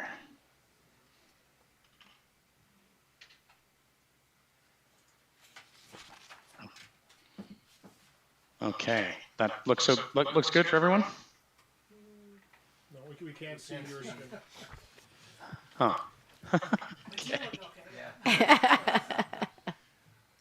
Can you see anything? We can see you. See you. Okay. There we go. How's that? It's coming online. There you go. We now see the first page. Okay, very good. Oh, and now I clicked. Okay, back to this page. Well, thank you very much. And apologies for the technical difficulties there. Good morning, Your Worship and members of council. As Luke mentioned, my name is Anthony Homick, and I am the manager of the planning team with JP2G Consultants in Pembroke. And today is, as Luke also mentioned, today is a very exciting milestone for us on our way towards draft approval and the ultimate final approval for the King's Landing subdivision. So I thank you very much for your time here this morning. As Luke mentioned, Mark Wilson, one of the owners of the site, is also here, and it's fantastic that he's joining you guys in person there this morning. And lastly, I'd also really like to extend a big thank you to township staff who have all worked very collaboratively together with us to get to this point. So given that there has been some turnover on council since the presentation was originally delivered at the public meeting, as Luke suggested, the two of us felt it'd be beneficial to provide this overview as additional context to the report with the proposed township conditions for draft approval that's before you today. So the presentation is largely the same as that was that I did deliver at the public meeting in the fall, and I'm happy to stick around after the presentation as well for any questions that council may have. Okay, as many if not everyone here will know, the site is located at the southwest corner of Barry's Bay at the intersection of Siberia Road and Trader Lane, immediately across from the hospital. And you may also be aware that currently the site is, from the road, mostly what you see is the vacant field and vacant woodlands, and then there's also a significant amount of the property that is identified as wetlands. And in total, the property is approximately 18.5 acres. So when we are evaluating an application for subdivision approval, we have to have regard to a number of documents that form the planning policy context for the site. And so with respect to the provincial policy statement that was most recently updated in 2020, Barry's Bay is considered a settlement area, and the application for subdivision has been evaluated against the village community designation in the County of Renfrew official plan. Now, both the PPS and the official plan direct growth to built-up areas such as villages and towns, and in particular where there are municipal services such as sewer and water available, such as this site. And planning decisions all have to be consistent with the PPS and conform to the official plan. And also from a historical perspective, it's worth noting that this site has actually been designated for growth since the early 1990s. The site was designated suburban in the former township of Sherwood Jones and Burns official plan. And at the time, the suburban designation recognized that parts of the suburban area, such as this property, are serviced by piped municipal water and or municipal services from Barry's Bay. And that's taken directly from that old official plan. With respect to zoning, the site was actually zoned to a residential to exception zone in 2006 for a somewhat similar development concept. And that zoning that was passed at the time permits single detached dwellings and cluster housing, which are townhouses. It also permits a central amenity complex, a private club, and active and passive recreational uses. And a zoning bylaw amendment will be required to permit an apartment building that is part of the proposal for this subdivision. And I won't go through all of them, but as I'm sure many of you know, there are site-specific standards in the zoning bylaw for frontage and area and building height, et cetera. And there will also be, as part of the zoning bylaw amendment, there will also be a provision in there to enshrine the wetland and to ensure that there is no development permitted within 20 meters of the boundary of the wetland. Now, just to take you through the subdivision concept, which I have color-coded here. As I noted, the site is approximately 18.5 acres. There are 13 residential blocks and lots that are proposed, making up approximately 6.6 acres. Block 13, which is the block that's kind of in the darker pink, which is directly adjacent to Siberia and directly across from the hospital, is proposed to be developed with a higher order of density. And that is either in the form potentially of an apartment building or of some stacked townhouses. Towards the lake, blocks 1 and 12, you'll see are slightly larger blocks. And these blocks have been designed to accommodate some flexibility to potentially include some other higher density as well, triplex, fourplex, that sort of thing. Those blocks are, the idea would be that they could be further carved up in the future with using part lot control.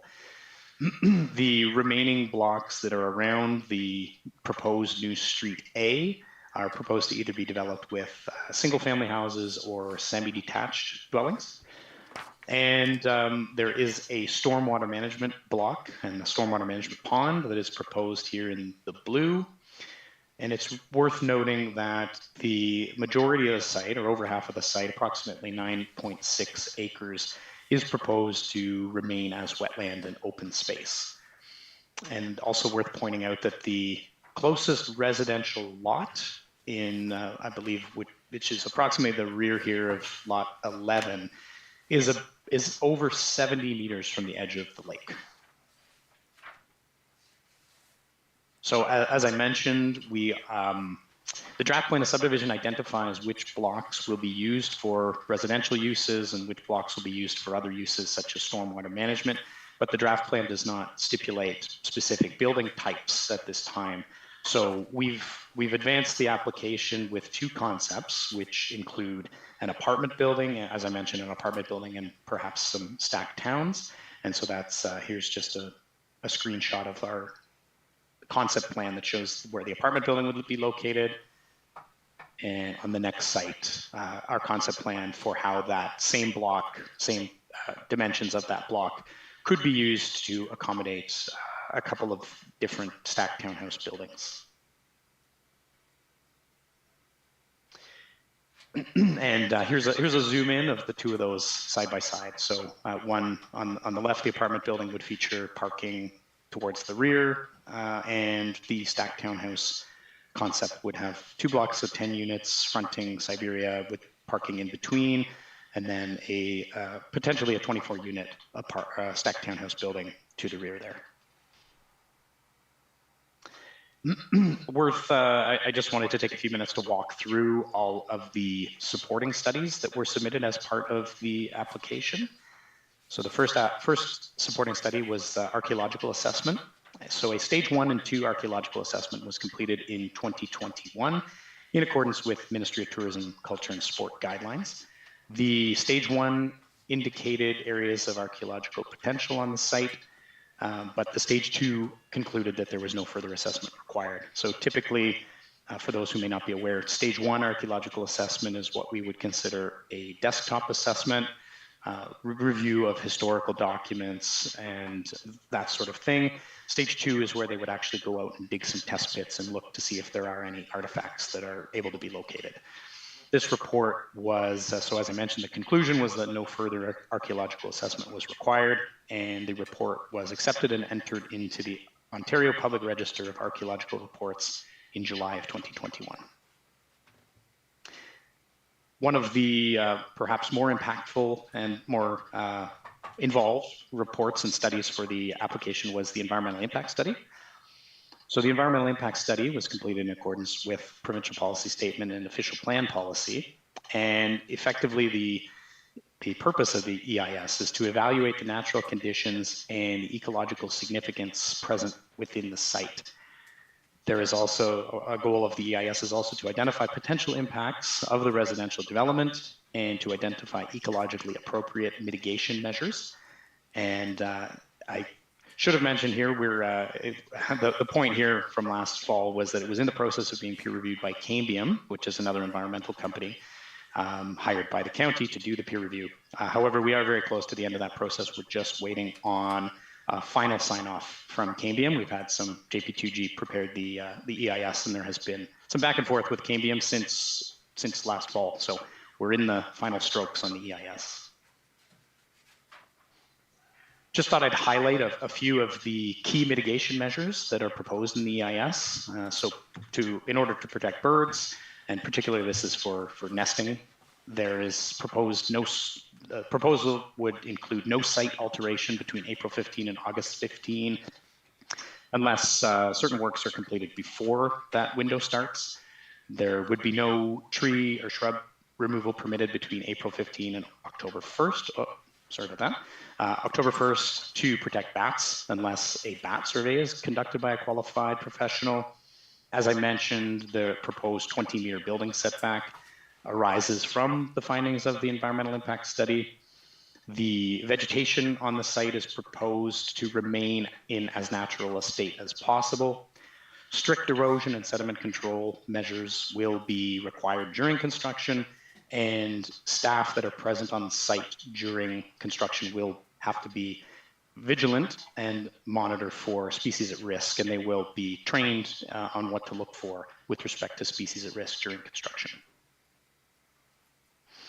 A geotechnical report was also prepared by EXP, And the purpose of the geotechnical report is to establish the subsurface soil and groundwater conditions at 7 borehole locations. So some of you may see those little white pipes sticking out of the ground when you drive by the site. That's what those are for.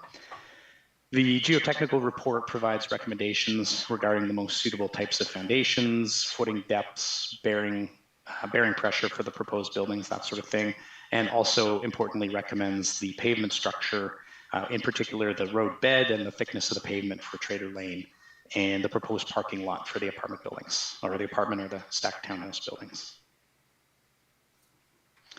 A stormwater management report was prepared by Dillon Consulting, and the stormwater management strategy or report provides a strategy with quality and quantity controls that are consistent with the MECP design manual and best practices in the industry.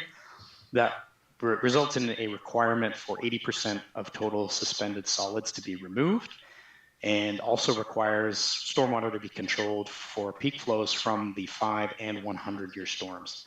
So as I mentioned earlier as well, the stormwater will be managed by a network of, or will be managed with a storm pond, but we'll also have some catch basins, and some of the stormwater will be piped, all of which will eventually end up in the storm pond, where the release of that stormwater will be controlled for quality and quantity and then released into the wetland and into the lake. Next was a preliminary servicing report. And so this was also prepared by JP2G. And the servicing report incorporates the findings of the stormwater management report into the overall civil engineering design. And this preliminary servicing report provides the preliminary design for upgrades to Trader Lane and the new Street A, the new cul-de-sac in the subdivision, the design of sanitary sewers, water services, and utilities such as hydro. And as noted, the development will connect to the available municipal water and sanitary sewer infrastructure that is available. A transportation study was also prepared, and this is required to assess the operational impacts of the proposed subdivision on the surrounding road network. And one of the key components of the transportation study is that it looks at other development being proposed or approved and not yet constructed, such as the Valley Manor. And the transportation study concluded that the surrounding network has ample capacity and that no external improvements are required. Lastly, the planning justification report that I wrote assesses the proposed subdivision against the PPS official plan and the zoning bylaw, and reviews the recommendations from all of the other supporting studies and ties everything together into the final submission package that was submitted. And lastly, the planning justification report provides a professional planning opinion on the appropriateness of the proposal for the subject site. And just to summarize, it's our opinion that the proposal is consistent with the provincial policy and conforms to the county's official plan, that the development would be compatible with the surrounding area and provide an appropriate amount of intensification for Barry's Bay, and provided the recommendations in the EIS and other supporting studies are implemented, the development can be considered as good planning. Okay, so that concludes my presentation, and I am happy to answer any questions or participate in any further discussion that council may have on the subject.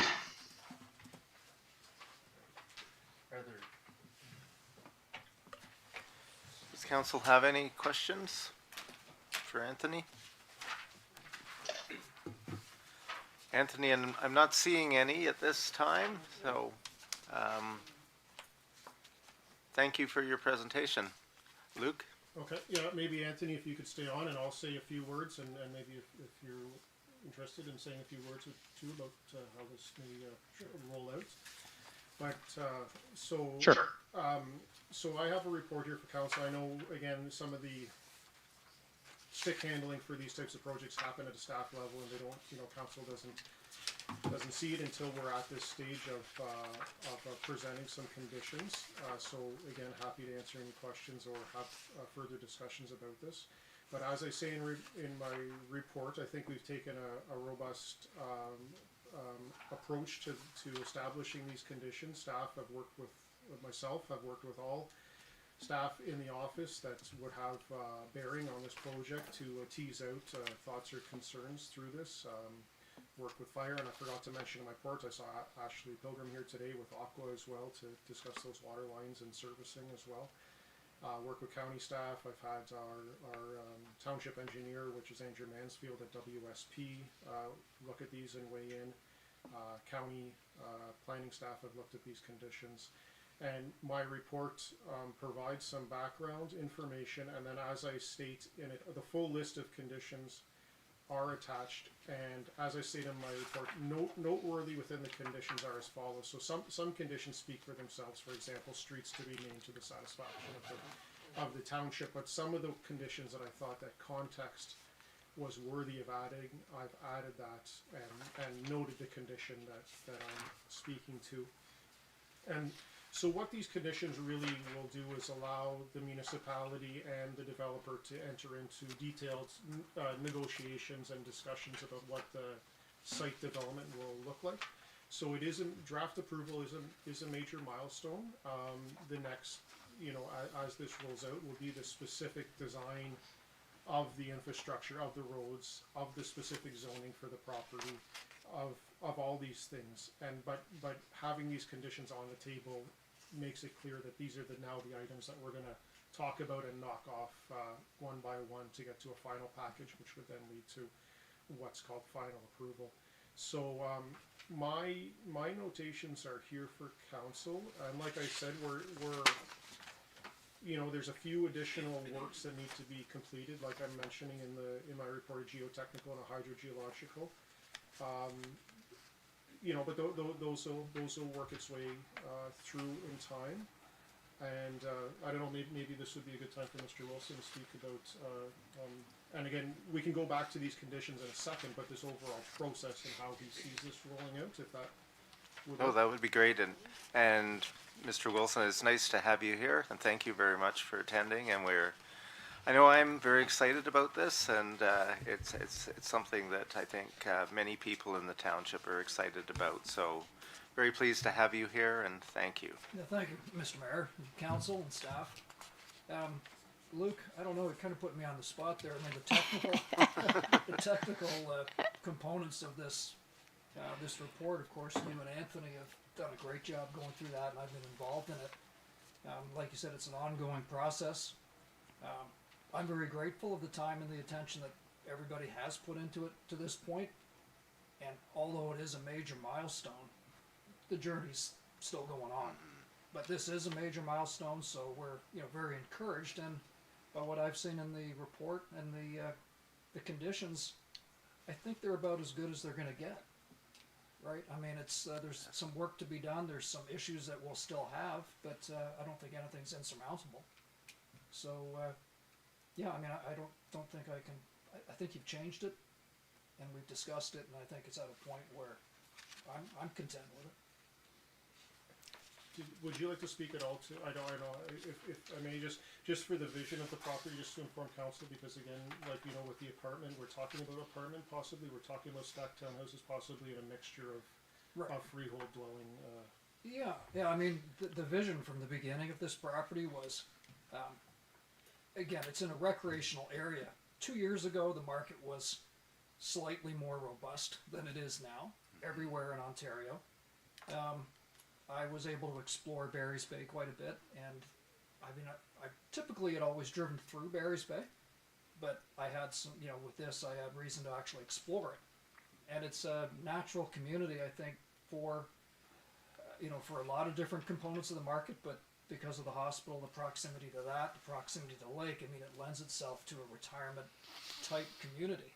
And I know there's a huge demand for that. I've built them before. I like that market sector. My partner, Steve Klinsky, who's, he believes that it's also a strong component for recreational use, which it is. So I don't think we're actually putting it all just in one bundle.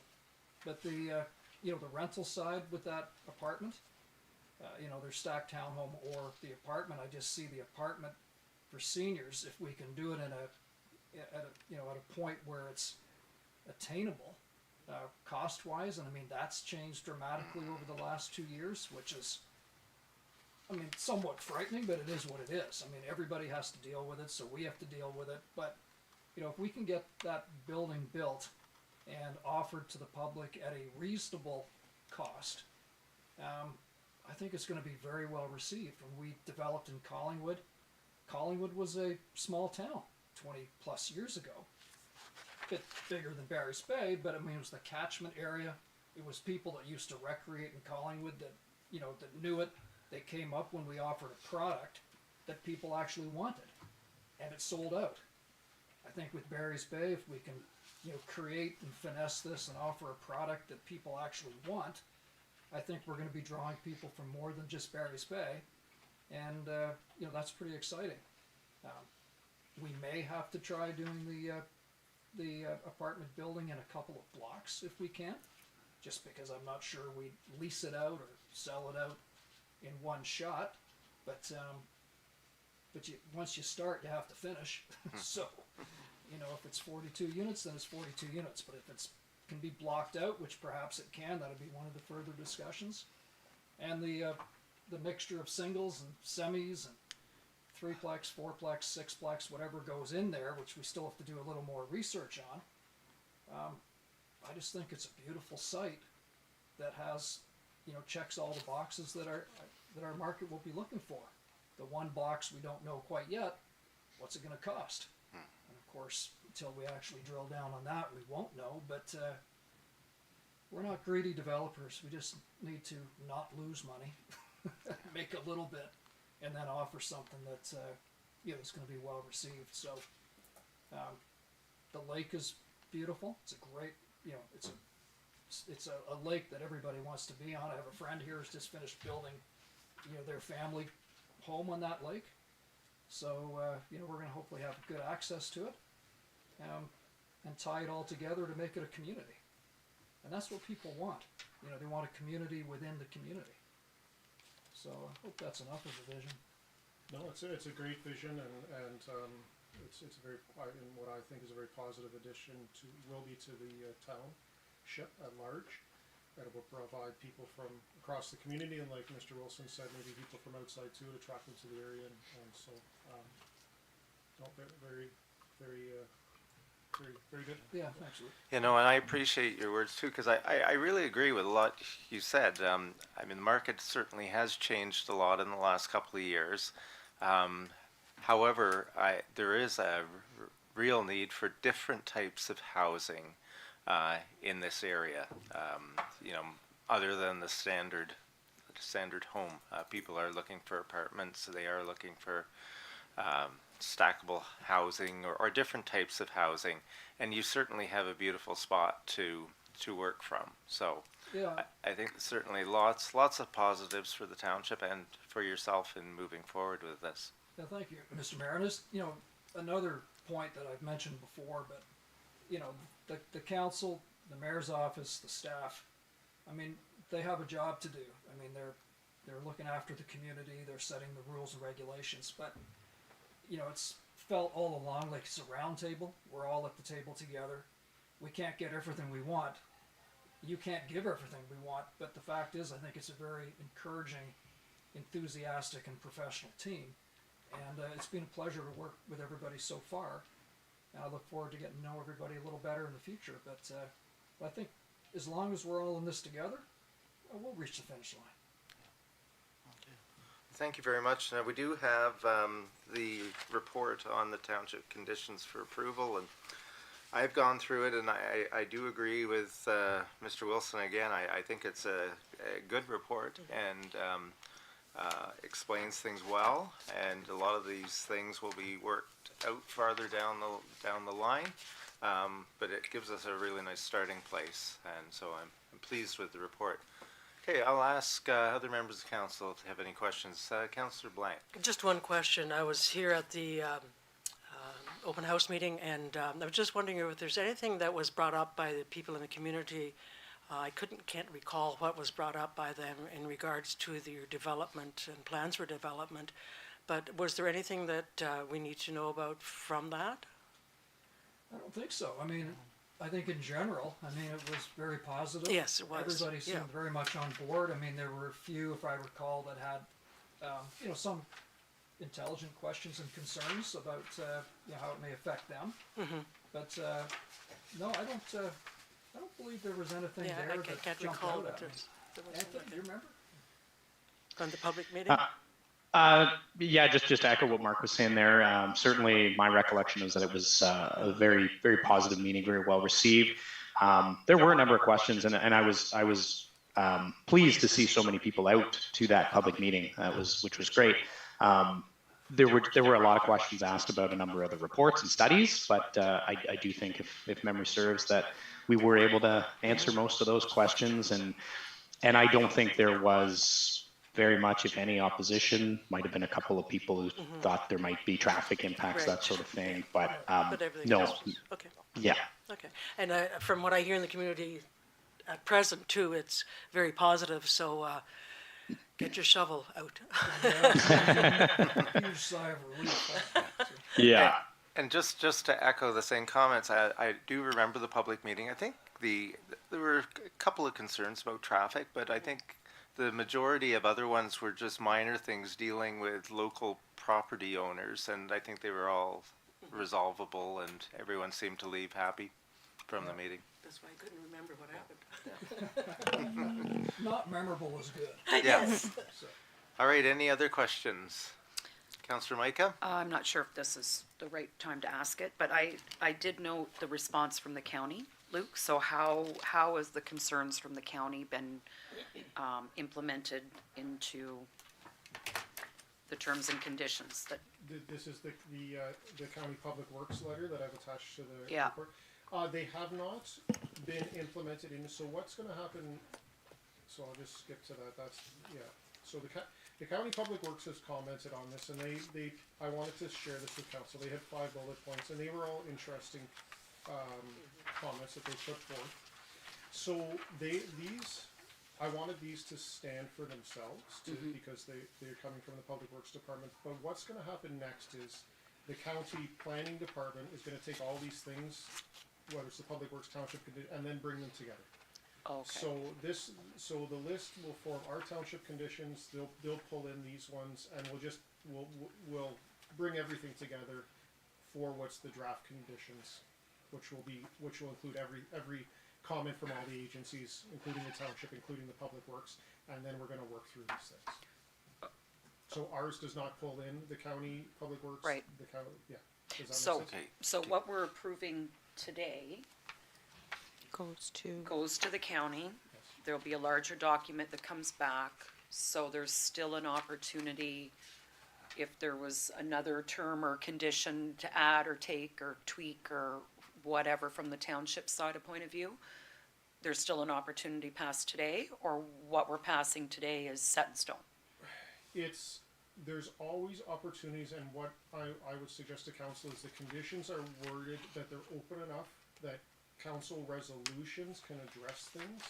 But if council wants, because I know this is coming, the way it's, we're following the process, and the process is what it is. It's not the best maybe, but if we wanted to think about other conditions, by all means, we can, I don't know, I guess if there's other conditions, you can redline, you can amend a draft approval. That's an option. Also, you can work within these conditions that are established, because in my opinion, they touch on.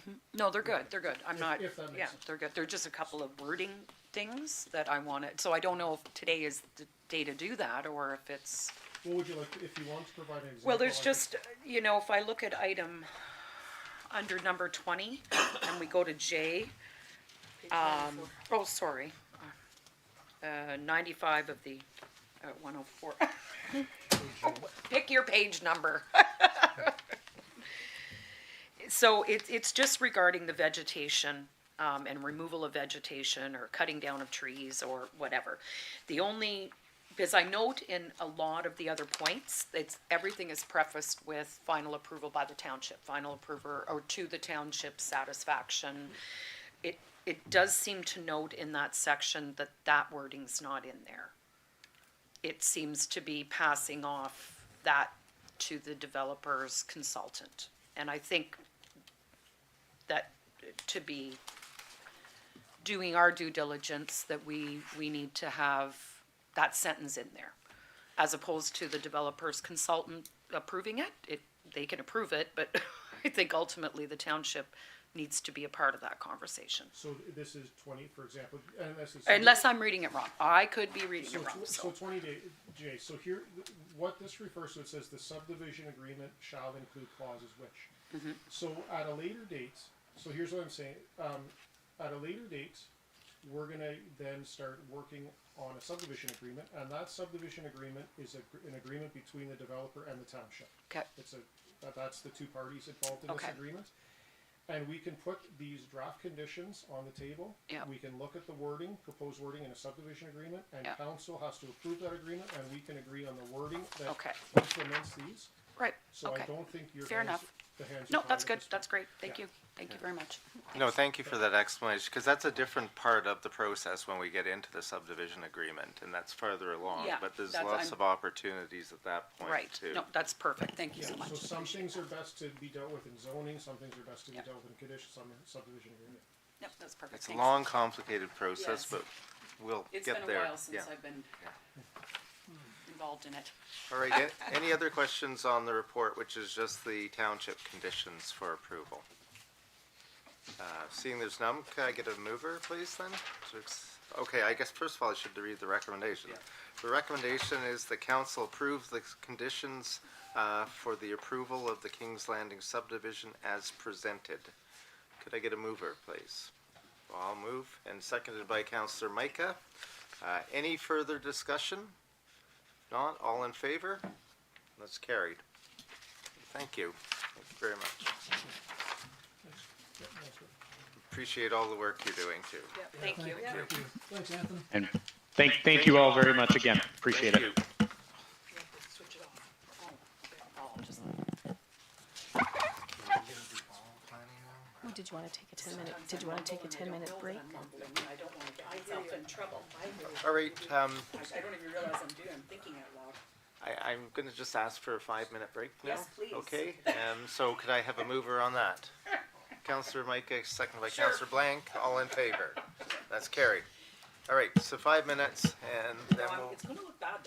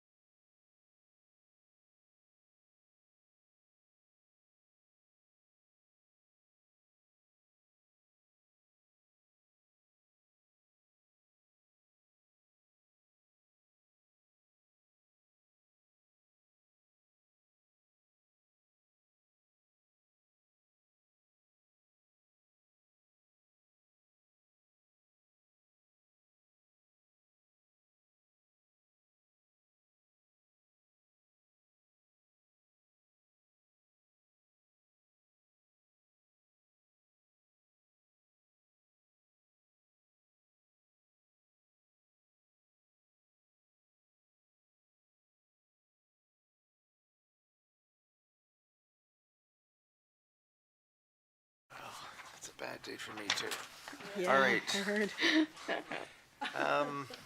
I'd like to call the meeting back to order, and we're in the midst of the planning section right now.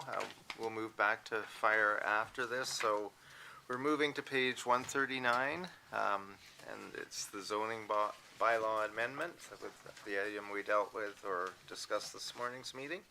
So I'll turn it over to Luke. Thank you very much.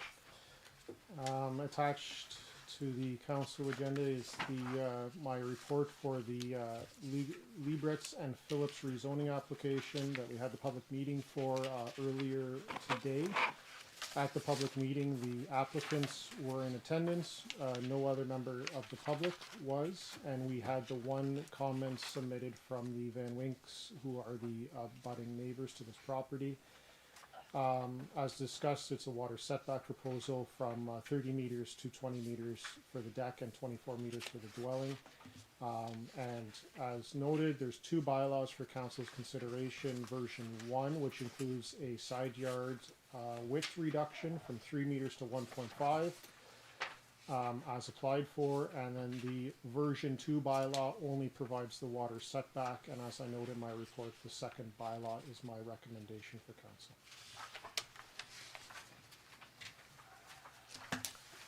All right, any discussion on that? I guess we'll have the bylaws coming up.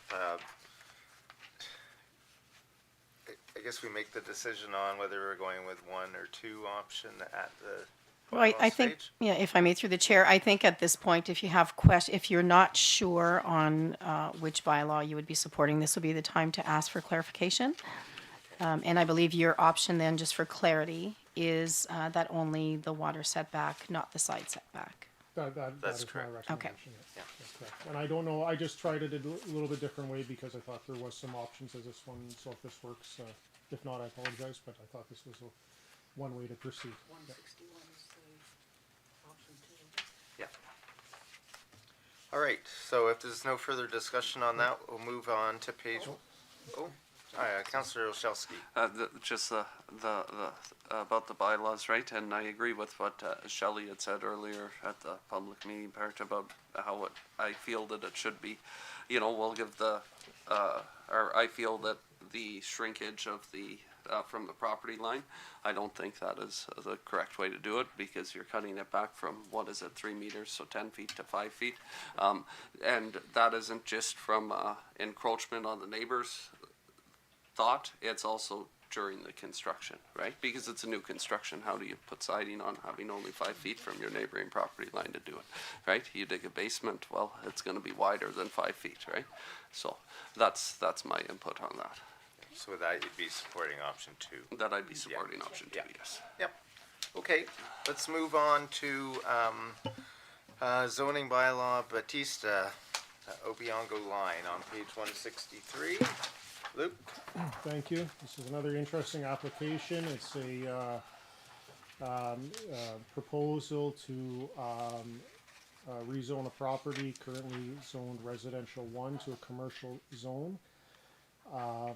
The property is on Obiango line, and whether the determination is that it's suitable for commercial as opposed to residential, I will leave with council. I didn't see any issue that cannot be addressed either, but it will take further work and investigation.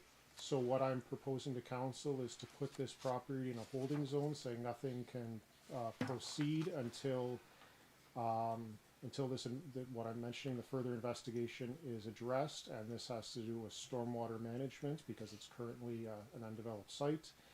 Also to a lot grading and drainage plan, we need a site survey, and of course what happens is all these things can be appropriately dealt with, in my opinion and recommendation to council, at the site plan approval stage. That's when you do the detailed site work. By passing, just so council's aware, by passing a zoning, but even putting in a holding zone, it gives a developer or property owner that assurance that this can proceed based on satisfying the following conditions.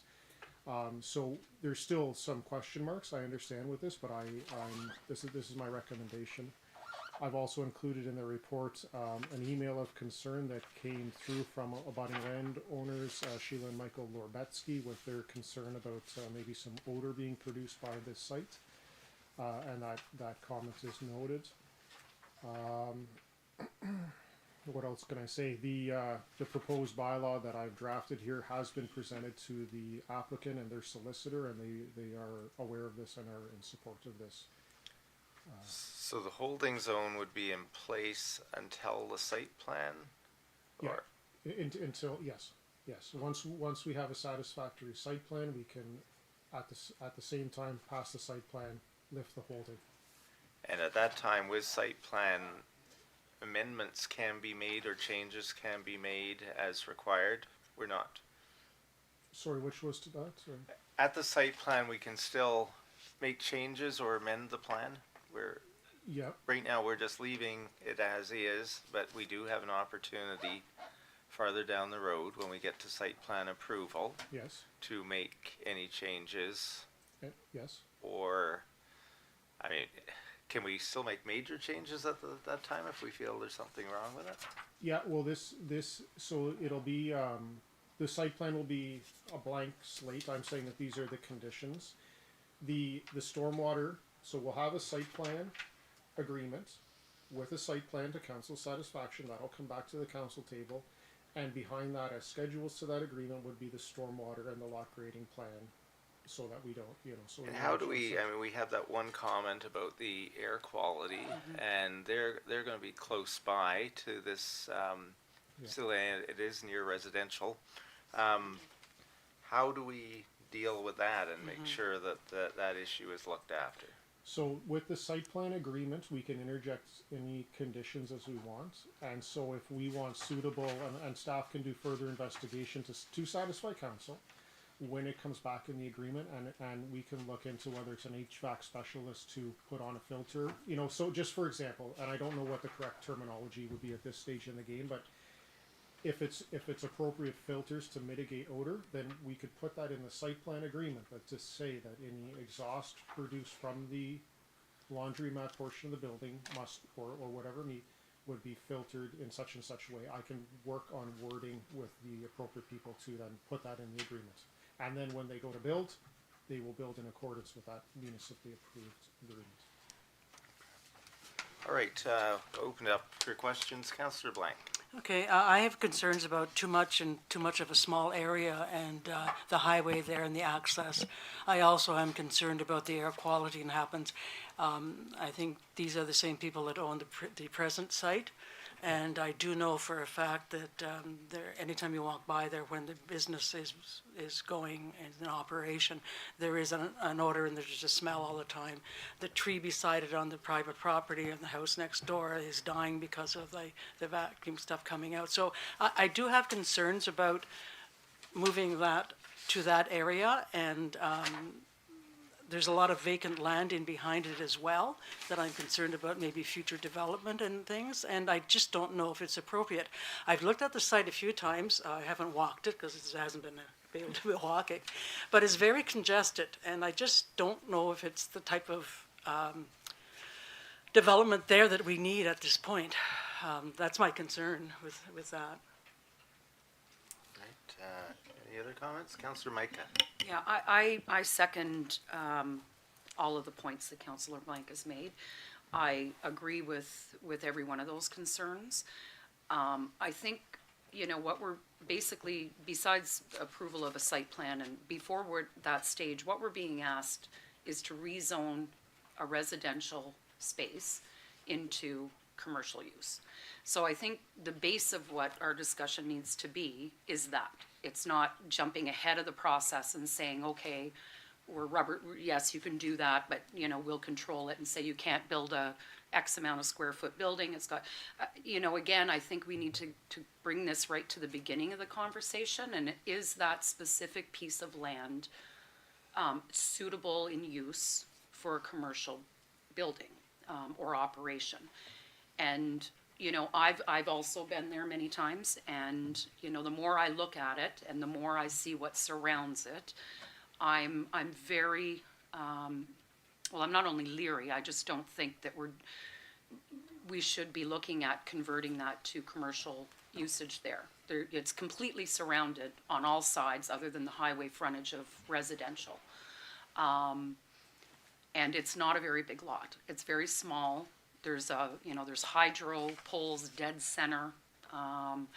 The amount of traffic currently there, and we're not in a position where we don't have potential already existing end zone commercial land that could be utilized for that purpose in the village.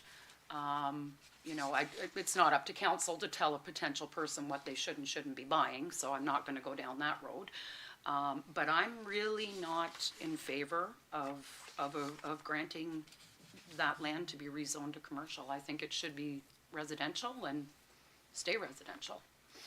So that's sort of my thoughts on it. Okay, any other thoughts? No? All right, well, we have the report. Any other comments from anyone? Okay, so there's no recommendation at this time, but it comes back as a bylaw in our bylaw section. So, all right, so we move on to building permit stats, which handed out this morning. Luke, do you want any comments on those? No, thank you. Those are just for information for council, and I think, yes, so Glenn, you were able to give an updated today. Yeah, the ones on the agenda was missing the value for a home that was constructed. So just go with the handout that was provided with some building statistics. All right. Can I ask one question? Yeah, go ahead, Councillor Micah. This is just for clarity's sake. I note that you projected under the commercial and industrial. What is that referencing? Is that, are we hoping, is that a fact, or is this a maybe it might be shovels in the ground this year? What's that with the, is there the $1 million? Yeah, That's a barn. that's a barn, That's a barn. a commercial barn? That is a horse for horses, yes. Yeah, Wow. I question that too, yeah. But that's what that is. Wow, So okay. that, yeah, that's going ahead. Like to go horseback riding barn? Yes, yeah, Awesome. yeah. That's So, great. so I saw that. You're I not didn't gonna, know- not in the barn. No, So, no. yeah. So, yeah, I didn't know a barn costs $1 million. But I learned something. So just with where these stats work again, it's taking much longer than I expected, but because we didn't have another category for that type of a unit, it's listed under commercial industrial, but in fact, that's the, yeah. So is there something coming for that, or has that already been approved under the previous council? No, that was just a building permit. It's just building. Yeah. Yeah, Building that- permit doesn't come to council, so Yeah, that was building it. permit. Okay, and the land is already zoned appropriately for that? Yeah, it was a building permit for a barn that was valued at $1 million. Cool. Horse track, racing horses, or? Not sure. All right. Okay. Any other questions, comments on those? Okay, well, thank you, Luke, and that concludes the planning portion. Now we move back to, if I can find the right page, to, We're gonna need those horses pretty soon, the price of gas is gonna go up. There you go. Thank you very much, Council. thank you. Page 61. I know I'm all out of order here. Page 61. Yeah, no, I'm there.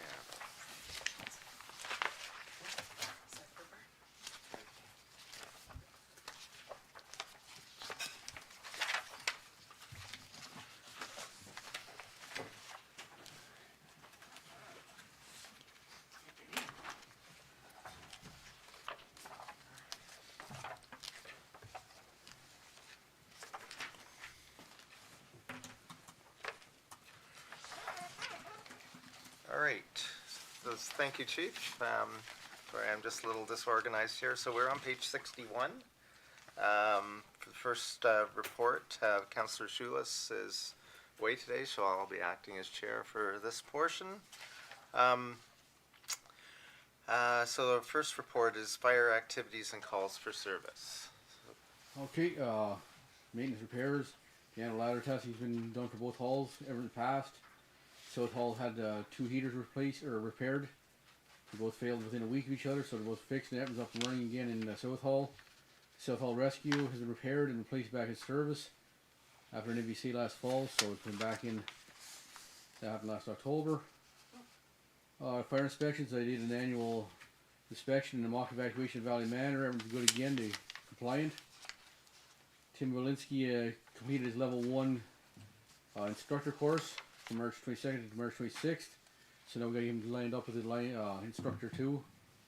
Then he'll be do our inter-service training with a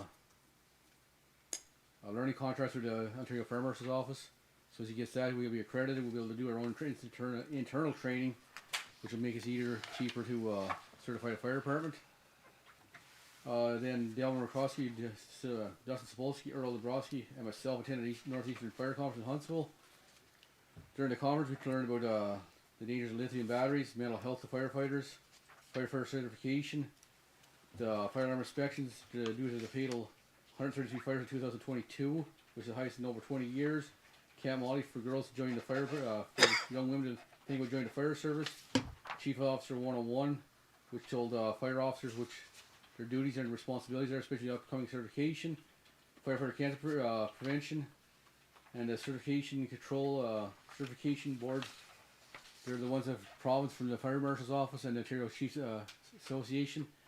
Went over any questions and answers over the certification to make sure everybody understands there's a lot of rumors going out there, so everybody understands firsthand what is actually required for a fire department, what's full service, what's partial service. We're not full service.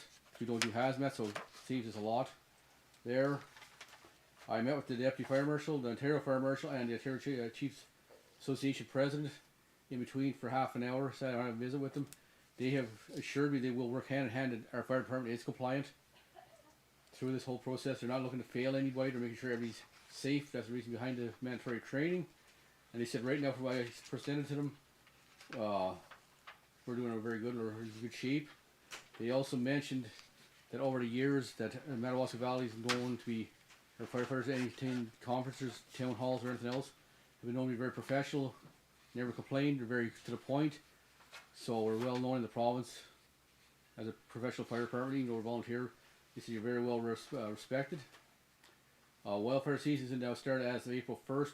It goes through to the October 31st. That's every year. The signs are being changed as we speak. 10 permits are $10 for 5 days. They're available at the municipal office during regular hours, the McEwen gas station in Barry's Bay, and the CEO Country Market. In Cumming, I spoke to both of those owners. They both are agreeing to go ahead and sell permits for the township again this year. And the automatic grade bylaws will be approved April 4th. Hastings Highlands to pass their agreement to council on April 5th. All proposed changes were approved on the 21st of March 2023. So Corey, just a question with the permits. How do you know when you see a fire, how do you know whether they have a permit or not? You pull in and ask them. That's the only way, right? Yeah. Yeah. So if you see somebody or somebody complains or spots one and they aren't sure. Yeah, you know, firefighters, if I'm not here, the firefighters can do the same thing. Yep. They're all known as fire deputy warden, fire wardens, so they have the authority under the Fire Prevention Act. So that's how we usually do it. We usually go on a complaint basis, unless it's burning during the daytime, which is illegal no matter what, but if I just drive by in the evening, I don't stop, or anybody else goes on complaints, or if we see it in the daytime, we usually give a heads up, say, you can't be burning right now. Yeah. So that's how it's been going for the last 7 years, so. All right, Councillor Micah. Actually, it's on the same subject. When I see wildfire season and we say April 1st to October 31st, who determines those dates? The province. Okay. That's so provincial we can't- law. No. Yeah, because I mean, it's April 3rd and 3 feet of But snow. right now, that's what I mean, right? no, Like, but right so- now we're using common sense. Like people call me, like I had 3 calls this morning. I said, no, just get rid of it before it gets dry. I'm not going after people. I said, no, common sense rules. We've got like 2 feet of snow, 3 feet of snow. Well, that's just. I'm not going to say get the permit and get this. No, Yeah. no common sense rules on. No, I just want to get rid of it when it's Yeah, still I- lots of snow. So Well, that's just it. yeah, no, I use common sense. Yeah. No, we're not going to enforce it that way. Yeah. That's just a general knowledge. But no, I've I approved 3. wasn't sure. I didn't know if it worked like half roll limits. You know, No. you can decide when. You know, Yeah, it's no, going like, to happen it's in a March, but it's at the not municipality's specific. discretion. Yes. So I'm saying I use common sense. Like I had 3 calls this morning. I approved people burning to get rid of it before. Okay, so it is at our discretion. Unless it was dry. Like if we got really dry, like say we had an early spring, started in March, MNR's not going to we do the enforcement part of it. Right. MNR, so it's my discretion whether to charge somebody or let somebody go. It's kind of a catch-22. It's a weird. But the designation of April 1st to October 31st as wildfire It's an season actual is the wildfire season province. for the province. For the Yes. province. For the province. So in a year like this, I mean, there's 2 to 3 feet of snow on the ground everywhere, and there's still ice and et cetera, et cetera. It's like, so as opposed to saying, okay, we're gonna start only doing nighttime burning and charging $10 a permit, do we have the discretion to say, actually, we're gonna not have that right now in the month of April because we're living here and we know, like, do we have the discretion to set the actual date that you've got it switched to nighttime burning and the permit? No, it's the thing is, if we switch to have, then we're going against provincial law, it gets confusing from year to year. So we just allow that. But like I said, I'm not going to go charge. So MR's not going to come in and charge anybody. Do you understand? Under like on the enforcement side of things. Yeah, But like it's if we start switching back for it, it's going to be more confusing than it already is. yeah. I think as long as we remember to use common sense and people are aware that we will. Like I know right now there's 3 large burns. Probably the piles are probably 20 feet by 20 feet. I said get rid of them. I'm not coming to say I give them a written, like a letter saying here you talk to the fire chief. You're good to burn. Get rid of this. Yeah, So no, because like it's I said, better to do it now. that's what I'm saying. No, I already Yeah. talked to a lot of contractors. They're trying to get lots cleared. 'Cause I know with the building department. So I said no, clear them. I'll go look at them physically. Or if Earl's out that way. So you want to check it and just let me know. I'll get a letter here. That was the neighbors asked, but no, we're using common sense. It's kind of a catch. Like we're not enforcing that right now. But if we just suddenly get a heavy rains off a dry spell, it dries it real quick. Yeah. In open fields, then we got to be very careful. Somebody's gonna light one up and it gets away on us. And we all know in it. So, like you said, we're not pushing it. No, we don't go. We're not an enforcer. Like I tell the one thing I tell everybody at the fire department, we are education and prevention. Enforcement is about 10 steps down the line before you get in trouble. They might get in trouble, like, but that's even dry. It gets dry out. Yeah, I know, I mean, you clean your property in the spring and that's. No, when you that's burn it, but we use brush common and- sense. And, Yeah, I we said used that- to burn our grass every spring. Oh yeah, you can still do that, but it's in the evening because when it gets drier, like it's Yeah, okay, Fire- no, no, I no, just just wanted to explain it. clarify, Fire 'cause will I've had spread- people ask me, how come, and Oh, no. I'm like, you know what, I actually. no. I've had, like I said, I had Use you literally- because there's 3 feet of snow on the ground, so I'm a little confused. like I said, I had 3 phone calls this morning and I approved it. I had 4 phone calls yesterday. I said no, go ahead. Listen, we use our discretion. I don't like I said. Yeah. The biggest thing for the public, just call us. I said call me. Yeah. We're more than happy to work with you. That's one thing we're trying to emphasize.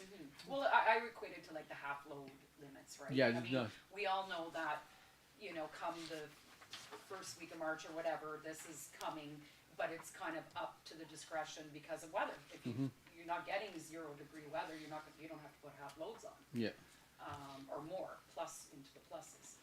So I didn't know if that's how it worked here, where we could say, okay, clearly what's happening this year is, so go ahead and do your thing. Like Belleville right now, they've had 2 grass fires already this week Yeah.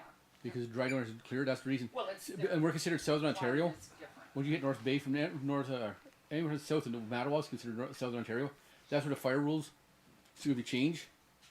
That's when you're under a different Okay. section. All right. All right, so we do have the fire breakdown calls for service attached. Any comments on those, Chief? Well, we've had 1 alarm, 3 CO calls. The 3 CO calls were because people shoveled off the roofs and blocked their vents. So they actually were CO events. They were actually were CO in the building. So we wanted to get the vents cleared up, figure out what the problem was. And I had no more issues. Is then misunderstanding what they're doing when they're cleaning off their own roofs and just sort of endanger themselves, but nothing big. Okay. Any other? Okay. We'll go move on to the next page. Which is the North Hall and South Hall. Yeah, and they're just. Where am I at? See, all those calls were up in North End this last month. South Hall never had a call in March, so. Which is normal, just less people live in that part of the township like the south. So, that's one reason there's less calls to that area. And then we have a page that has the percentages listed. Any comments on that or just? No. All right, so this report is just for information, so we'll move on to the next report, which is bylaws. Okay, I've been in contact with OSPCA.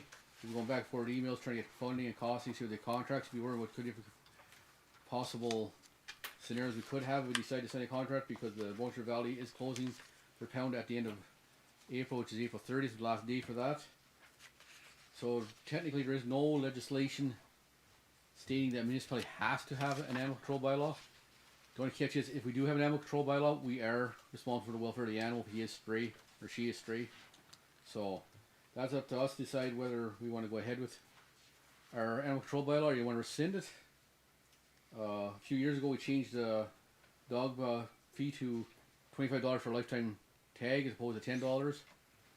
The tags got the numbers on it. You got it registered at the front counter, also now on CGIS. If a dog is found, match that number up with the owner. We call the owner to attain the dog to the pound. It's a $5 fee if it has a replacement tag needs required. But so far that's going all right. So we're just trying to, and if we didn't have an animal control bylaw, then it's up to the province to take come see the dog. They have the 1-800 number. They took over for OSPCA for any kind of animal abuse or anything like that. So that'd fall under their jurisdiction. So it's up to council whether we want to keep the animal control bylaw. Just throwing this out there because right now we're sort of limbo. If we want to keep it status quo, that's fine. I just want to throw out to council direction how to proceed with this sort of. So if we leave it status quo, where does that leave us? When we have to find. I'm trying to find the OSPC will do it. That's going to the costing for right now because we're sort of up in the air with that. That's the thing. I'm waiting for him to get back to me there. Yeah, and if we throw out the bylaw, then we're sort of. Oh, we're going to do a straight dog. You have to call that 1-800 number to the province. Ontario Animal Welfare. And they come out of Toronto. Yeah. Just give you both options. I'm not saying trying to ask. I'm saying I just want to know what we're going to do so I know how we're to keep continuing to find. Because I'm talking about South Algonquin. I'm also talking North Algona. Killu figure where they're taking their animals. Because there might be a chance with a ferry. So I'm hoping I'll send emails to them and call them. I haven't heard back from them. So I'm trying to figure out with the pound closing to sort of through it for a complete loop. To which way we deal with this kind of thing. So I'm trying to find from council how they want to look at it. Kind of like it's. Any thoughts? Sue.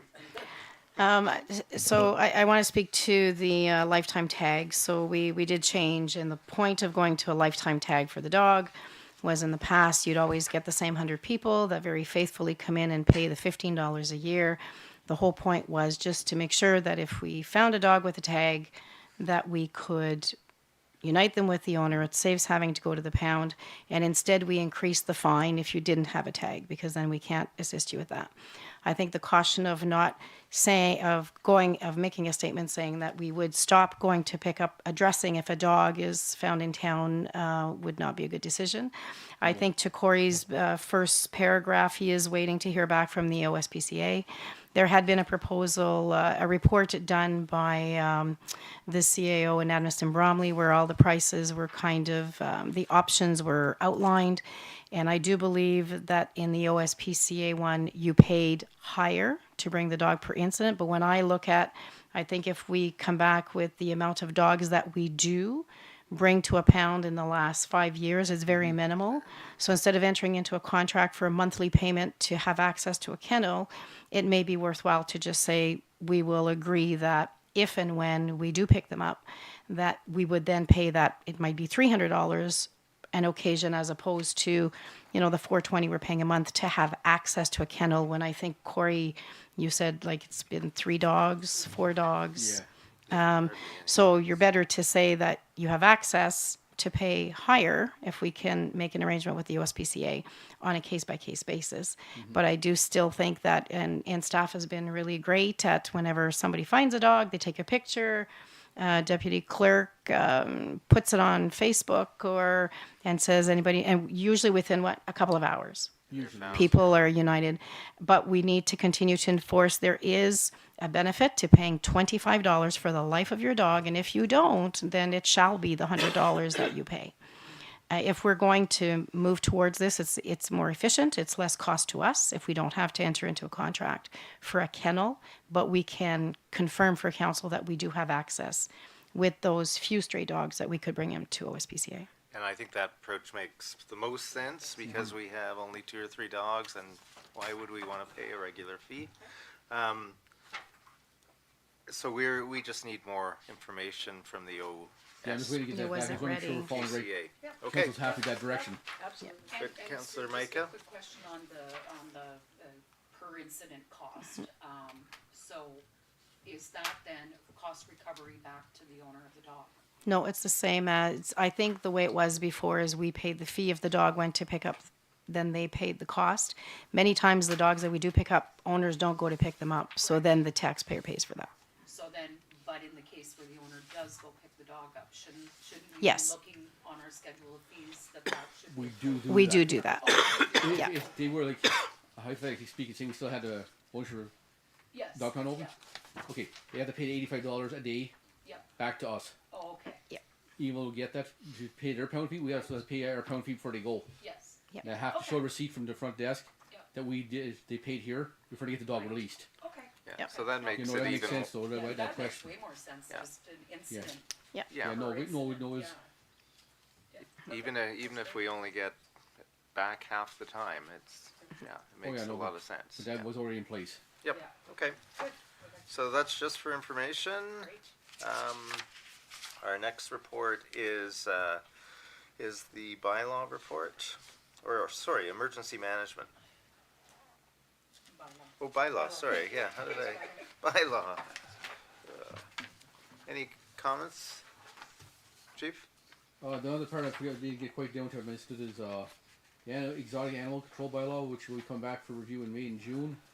Oh. If it's approved by the council, the division register will be sent a copy of it, because there will be penalties, and then it will be, once they approve it, then we can hand it off to the county POA court, and there will be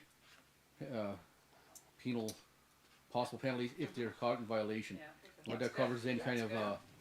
Yep. animals that we currently don't have, but we've been working on that for a while to get that in place as a case. Definitely need to do that quickly. And then it's we're still working on March 27th.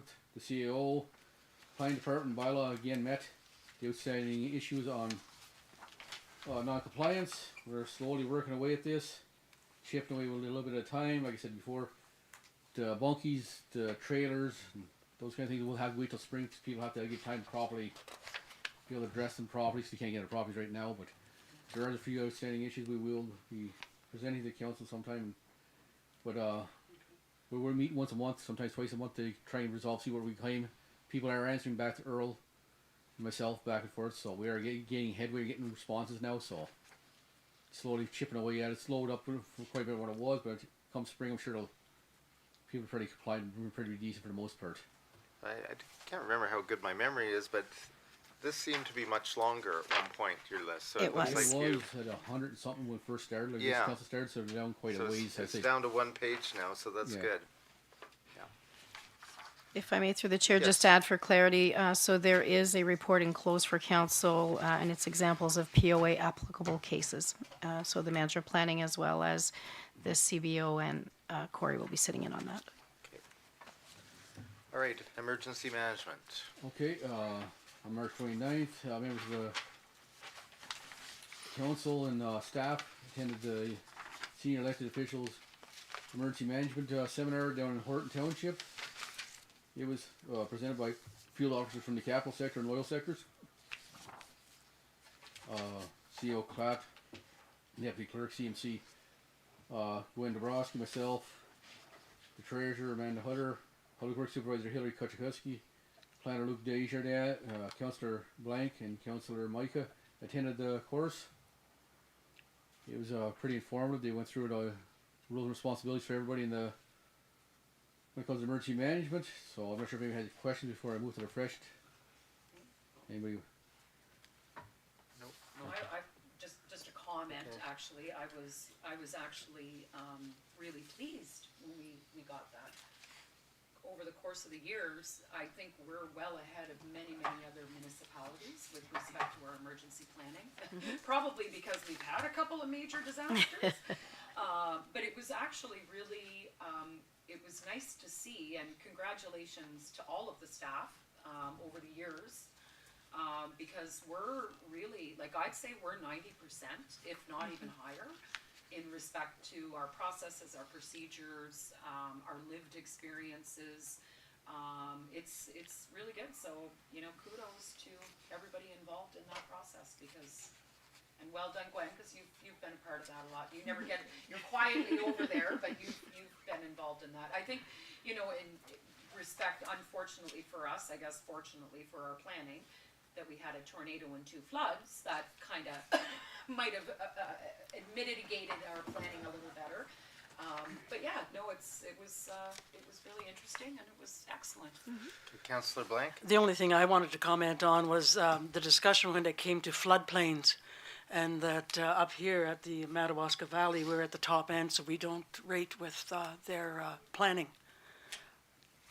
which is the county's planning, you know, and we have Bark Lake right here and Kaministiquia Lake, and an hour later you're down in Arnprior, you know, so I think that is a really a misstep by the county, not including us. All right, Corey? Okay, the 2023 freshet calls have started. The 2023 freshet actually hasn't started for this area yet, but we're anticipating it's going to start either this week or next week. Water's Bark Lake drawing down as slow as it can possibly draw down to. Kaministiquia Lake, the water is going straight out. They're not holding anything back. They have no real updates. The next call will be on Thursday morning. I am passing all the information through Gwen to pass to council and out to the public, the newspapers. That way, I'm not giving a message, she's getting a message, we didn't miss, because we've learned a lesson from before. So it's either give one conduit of information. So Gwen's going to do all that for us. She does an excellent job over the years, like you said. You've seen that, so she will. So that way, there's one message. No matter what I get, I'll pass it through her. I'm not speak to the papers or any other media outlet. She'll be my spokesperson, same as the council. That way everybody hears the same message. See if the questions come back, she can ask me, and I'll answer it back. And that way, there's continuity for everybody. That's good. I hope that works for council. No, I'm not trying to blindside anybody. Lessons learned, Corey? Oh, very much so. Wow. A few of them. All right, annual exercise. Okay, annual exercise. I've spoken to Aqua. So the 3 dates we've come up with is May 9th, 10th, or 11th. So I think I've come up with a date. They're going to take, it's going to be a tabletop run by them. We're going to run a tabletop. They're going to initiate emergency. And they will give us the basic, and we'll go from there. But you need one of those 3 dates to whatever is best for council. They give 3 dates, and they're open any of those days. So whatever is best for everybody else here. Maybe, Corey, could you just tell us what the plan? I think we know because we were at the training, but for those that weren't, just what we're looking at as far as a potential scenario. Potential scenario is going to be a water plant emergency. I'm not sure exactly what they're going to do, but it'll be a full, like a major. It's going to be, yeah. We haven't done water since we started here. Yeah. So we have to. Water and wastewater. Yeah. Yes. Chief, when I look at those dates, 9th and 10th, I have committee meetings. Okay. So, but the 11th works. Okay. So, everyone else can look. Okay. So I don't think we have, that report is just for information. We have no correspondence, or do you have anything? No, that's it. No unfinished business. So thank you, Chief. Thank you. We're finished. Thank you.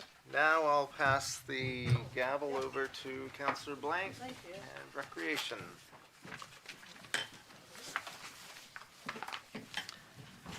Thank you, Mayor.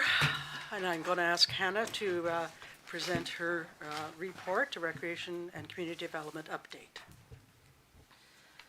Perfect. So I have a bit of a long one for you. The first thing I'll go over is pickleball.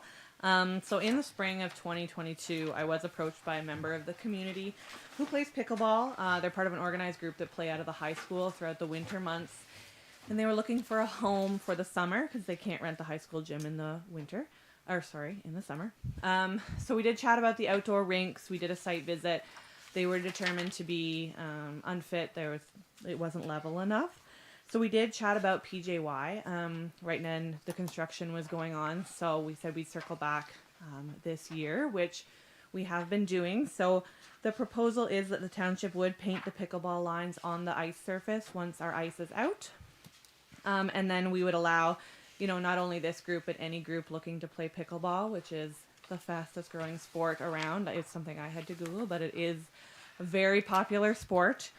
So it would allow them to use the facility in the summer months. We'd have more use of PJY, and we'd have some revenue coming in for the ice surface in the summer. The group would manage their funds and membership data, so that's nothing that we would be involved in. They would just be a paid renter. So Yeah, just like hockey that's correct. and ball and everything else. Yeah. Yeah. Good. Yeah. Yes. Nothing. Yeah. So there was conversation. Should it be like tennis? And I was like, absolutely not. No. Yeah. Just a quick question, how many courts are you looking at painting on the surface? So it will depend. The group has requested 6. My understanding, if anyone's not familiar with pickleball, which I certainly was not, it's 2 people per side, so 4 people are playing, and it's quick and you rotate in and out. I think they have 3 or 4 courts at the high school and people are always waiting. Yep. So they said they'd like a little more. Obviously, the more courts we paint, we're spending a bit more money, so it is a conversation that has to be had, how many we decide to paint. Okay, yeah, I have taken part in the pickleball at the high school in the 4 nights and the 4 courts and the stuff that they use, and it is an up-and-coming sport. I'd like to see, though, that we involve the community members more, young people, teenagers as well, because right now the pickleball is for my age and up, or around my age or Shelley's age. That's what it's like across the world too. Yeah, yeah. So, but I'd like to see it because I think it's a sport that I think anybody can play, and I think the youth involvement would be important at this time. I'd like to see through recreation a couple of days of instruction, open it up to the public to say, you know, can we do this and show these people how to play pickleball. Yeah, so the township wouldn't necessarily, or myself, we wouldn't necessarily, I don't think, be looking into running pickleball groups, but we would have, you know, we could have drop-ins or learn pickleball, you know, kind of, I know different townships do kind of have subsidized tryout pickleball for a day for its residents to be able to try it out, and then potentially they would become a paid renter. So there is the possibility to look into those options. But as far as the group, you know, I think it's an all ages group. I know it does happen to skew a little older, but it isn't. Anyways, so yeah. Can I ask, Hannah, I love that idea. I think that's a great idea. I know you and I talked about that a long time ago with regards to the outdoor rinks.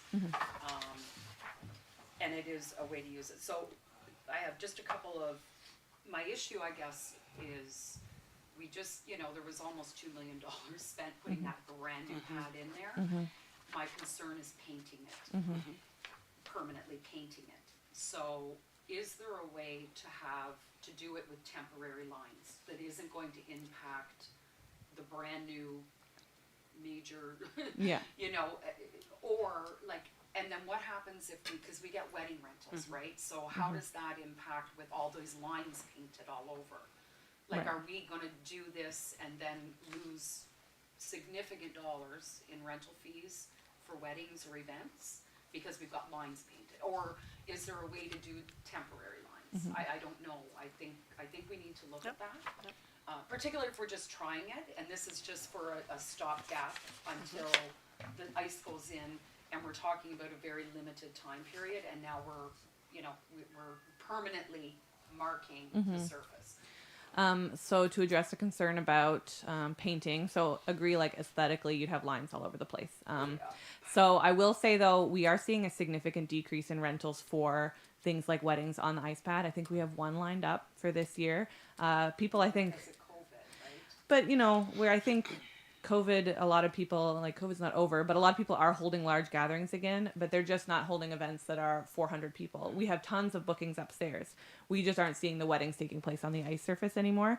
So it is, I wouldn't have that as the sole reason, I guess, not to paint the lines.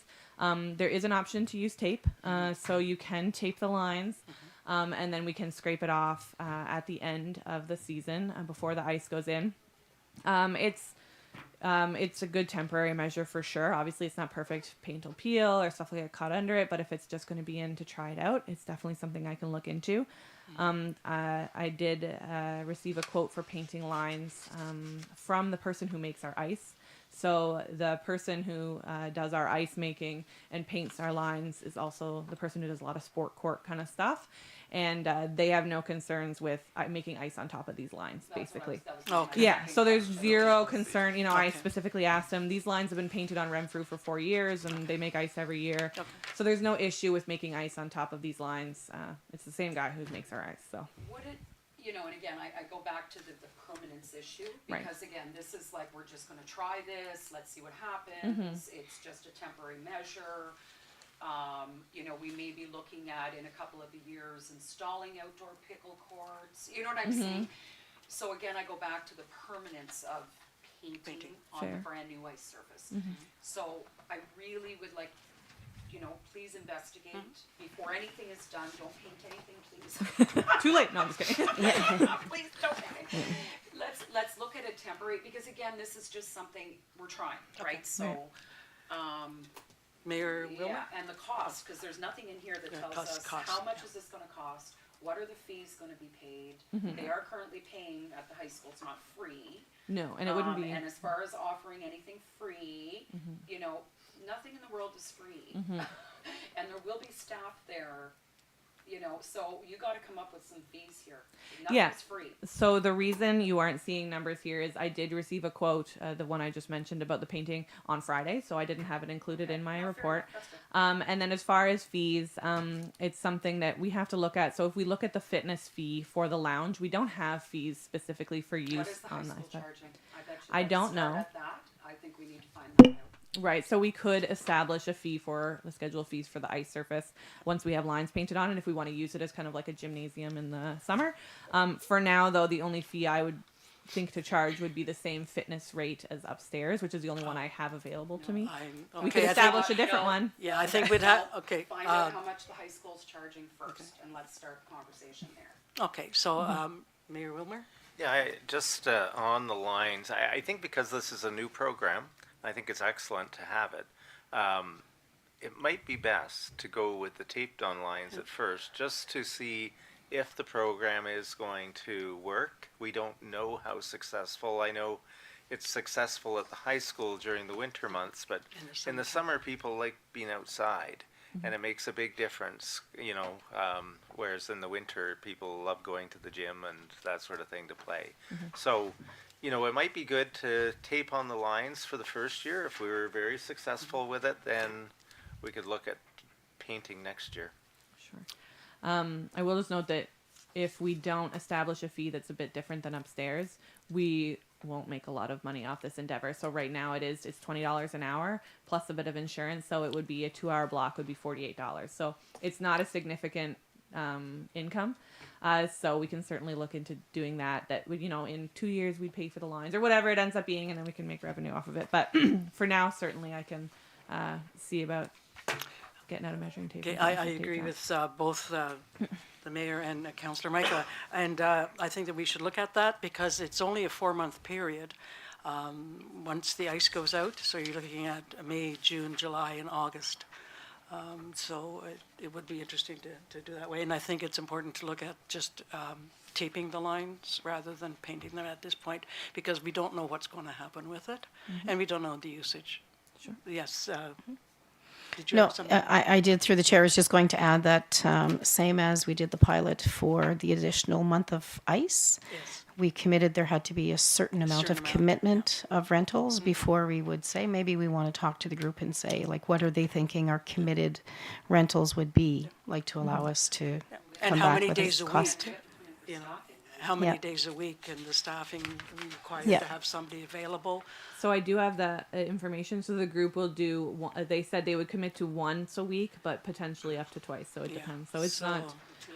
Well, yeah, that's a lot of work on our, from our side to put in for 2 hours a week, so. I do agree. But it would be like a neat use of space. Like I think you'd have more if we have, you know, if we look into lines. Like I'm not saying tomorrow, but maybe in a year or two of, You could put in, like Renfrew as an example, they have floor hockey, pickleball, and basketball lines, and then they do see a lot of use of that space in the summer months. That's so. because the municipality, the municipality is a huge municipality. Understood, but I just, if we're looking to use PJY a little more, I just, you know, it's a neat way to look at it, Okay, you know. so if you get us some more information, anything else regarding that? So we'll need more information from you. Thank you. So sorry, is that an okay to go ahead with taping the lines at least for this year? No, we need more information dollar-wise. Like, How much is it gonna cost Cost in us- staffing, how many hours are they gonna commit to, and what are we charging? so I have given you the information that I would charge them, but you would want me to come up with a new fitness rate for the Yeah, but just saying you're gonna slab? charge them isn't, I said the $48 number, so the 20. So I can look at a new number that we could add to the schedule of fees, but that's the number I have right now to charge. Yeah, and I believe the high school probably is a lot different than that, because I know that we pay $5 every time we go there, and it's for 2 hours.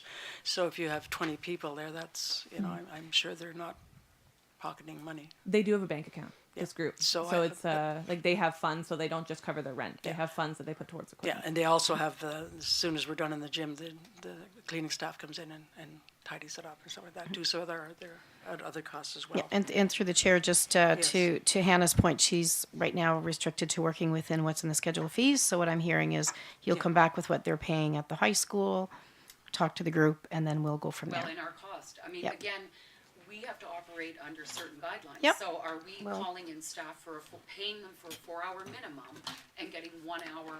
And again, every time we open that door, we're losing, Yep. right? Yep, we'll come back. If this is a new program, let's take the opportunity to establish it so that it's functioning, it pays for itself, and it's not being subsidized by the taxpayer. It shouldn't have to be. Yep. And that's, and again, and how much, maybe it's like 100 people are there for 30 hours a week, and my God, it's the best thing since sliced bread, which would be great, right? But I do know there is conversations about potentially having pickleball courts outdoors. So is this long-term permanent, or is this a stopgap measure for a couple of months a year? Now it's summer, like this is the thing. In Jump response into it with to a that lot too, of money. a lot of the communities are, because of outdoor courts, there are a few communities that have banned pickleball Yes, out in outdoor courts because they make so much noise and close to, so I think we need to be cautious as to what we are trying to do in regard to that. Yes, Council. I think the other thing too that we can't lose track of is we are trying to maximize the use of the PJY Center, Yes. and I think this is a good initiative. It just sounds like we have to work out some of the details, Yes. and Yeah. perhaps getting the costs from the high school. I mean, Councillor Blank, you're indicating that it's $5 a person. Yes. and How many courts do they have there? 4. Just one, 4? 4, Okay, and we're looking at 2, right? You said 6. No, that was the request. That's not necessarily what I was planning, but that was the request. So just to clarify, I will come back with what MV charges and a suggested cost for the slab hourly rate fitness, our costs for staff to open and close, etc., and then the cost of the taping of the lines. Okay. September. It also, when it comes to the number of people playing, you're never sitting more than 2 minutes before you're back on the court again. So I can't see that, it's going to be 6 courts. I really don't see it, not in the summertime. Okay. No, I wouldn't. Okay, next item. Thank you. Perfect. So the next item is an update from the Cumbermere Friendship Club. They are a committee of council. I had requested towards the end of last year to have an update from them on their operations as we ask any committee of council. So I do have attached some of their information on their executive and their financial data. And as per their memorandum of understanding, the group does have exclusive free use of a 20 by 20 room in the basement of the Cumbermere Community Center. And they meet there once a week at no cost. The presence of this room, as well as cupboards in the general storage area in the basement of the center, has opened up a conversation amongst staff on storage and the use of space at this facility. Staff are interested in paring down the amount of storage cupboards that are dedicated to user groups in this space, just to make sure it's open and usable by all. For an example, or sort of context, storage is a consistent issue that we face at both community centers. We're constantly being asked for stuff to be left by regular users at PJY, and we have a firm no, you cannot at PJY. We don't have the space. Combermere is a bit different. There is a total of 9 storage cupboards in the basement of the Combermere Center. I'm not sure the genesis. I know some of them are probably brought in. Others may have been built by the township for their use. So there are 2 in use by 2 separate user groups who rent weekly. 2 are in use by the Combermere Recreation Committee. There is 1 staff cupboard in the general basement area. And there are 4 in use by the Combermere Friendship Club, which is in addition to that 20 by 20 room. The Palmer Rapids Lions Club also maintains a bank of cupboards upstairs at the facility. So we're interested in reclaiming some space to allow some better flow and use of space. It would look better. Recently, just as an example, a paid rental had to be moved upstairs because downstairs just isn't a rental space anymore with the presence of the room and the cupboards. So anyways, I am looking for council direction on how to proceed. We can leave things as it is. We could create rules or guidelines for storage, or we could eliminate storage, which is what we've done at PJY. It is also worth noting the facility is an emergency center. The presence of the room and the cupboards has decreased our overall capacity from 149 to 134 in the past 5 or 6 years. This number was last calculated in 2019, and I did discuss this with the fire chief prior to my report, and he said it would be likely lower today just due to the increase of stuff that has been added to the basement. Okay. So, thank you. Any comments from council? Councillor Micah. I'll just address, just the Combermere Recreation, I can address that. So there's 1 metal cabinet, that's empty and it's just temporary because it doesn't have a home, but it wants to go to a home. yeah. There's a home for it, it just won't fit in the home. So, on the grounds, there's a shed that was brought in, that was built, and it was at Curside Park. That shed has been moved over to the property, and that's where Combermere Recreation has their storage. That shed was built in the front section and the back section. It's just a temporary false wall. There's no structure there. It was meant way back in the day to be a bathroom and a change room that never really happened, and whatever. Anyway, long story short, the Recreation Committee is the front half of that building. The back half of the building right now is literally storing the firework launchers for the fireworks in Barry's Bay. What the committee has been wanting for several years is to try to, and this is a great opportunity because it was going to come eventually anyway, what they would like to see is that those fire launchers either find a home in Barry's Bay, which makes sense because to drive to Combermere to pick the launchers up, to launch the fireworks, to drive them back, it doesn't make any sense that they're stored in Combermere. So find a home for them in Barry's Bay, or temporarily, they were at one point at one of the garages or the sheds at Yard 2. I would suggest for now, as soon as the snow goes, put them back there. And a hole can be cut in that temporary wall. It's just plywood. There's no supports, it's just plywood. And that metal cabinet that actually came out of the arena. We're getting rid of the storage. Yeah. Can go in there.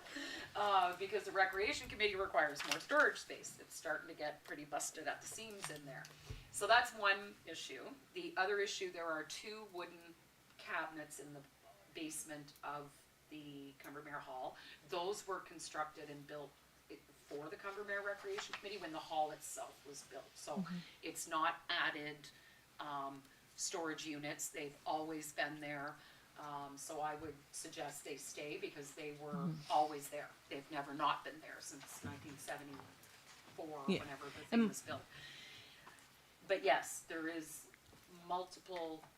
It needs to come out. All that stuff needs to come out. And It's gotta go. I'll just clarify. Ridiculous. Yeah, I'm not trying to attack any user group that stores things. It's just You can't there's do it. a disconnect between the policies at the 2 community centers, and when you walk into the basement of the Combermere Community It's Center, crazy.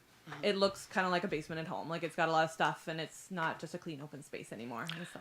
Okay, so what you're suggesting is spring cleaning, and you're looking at direction from council is do we have a no storage space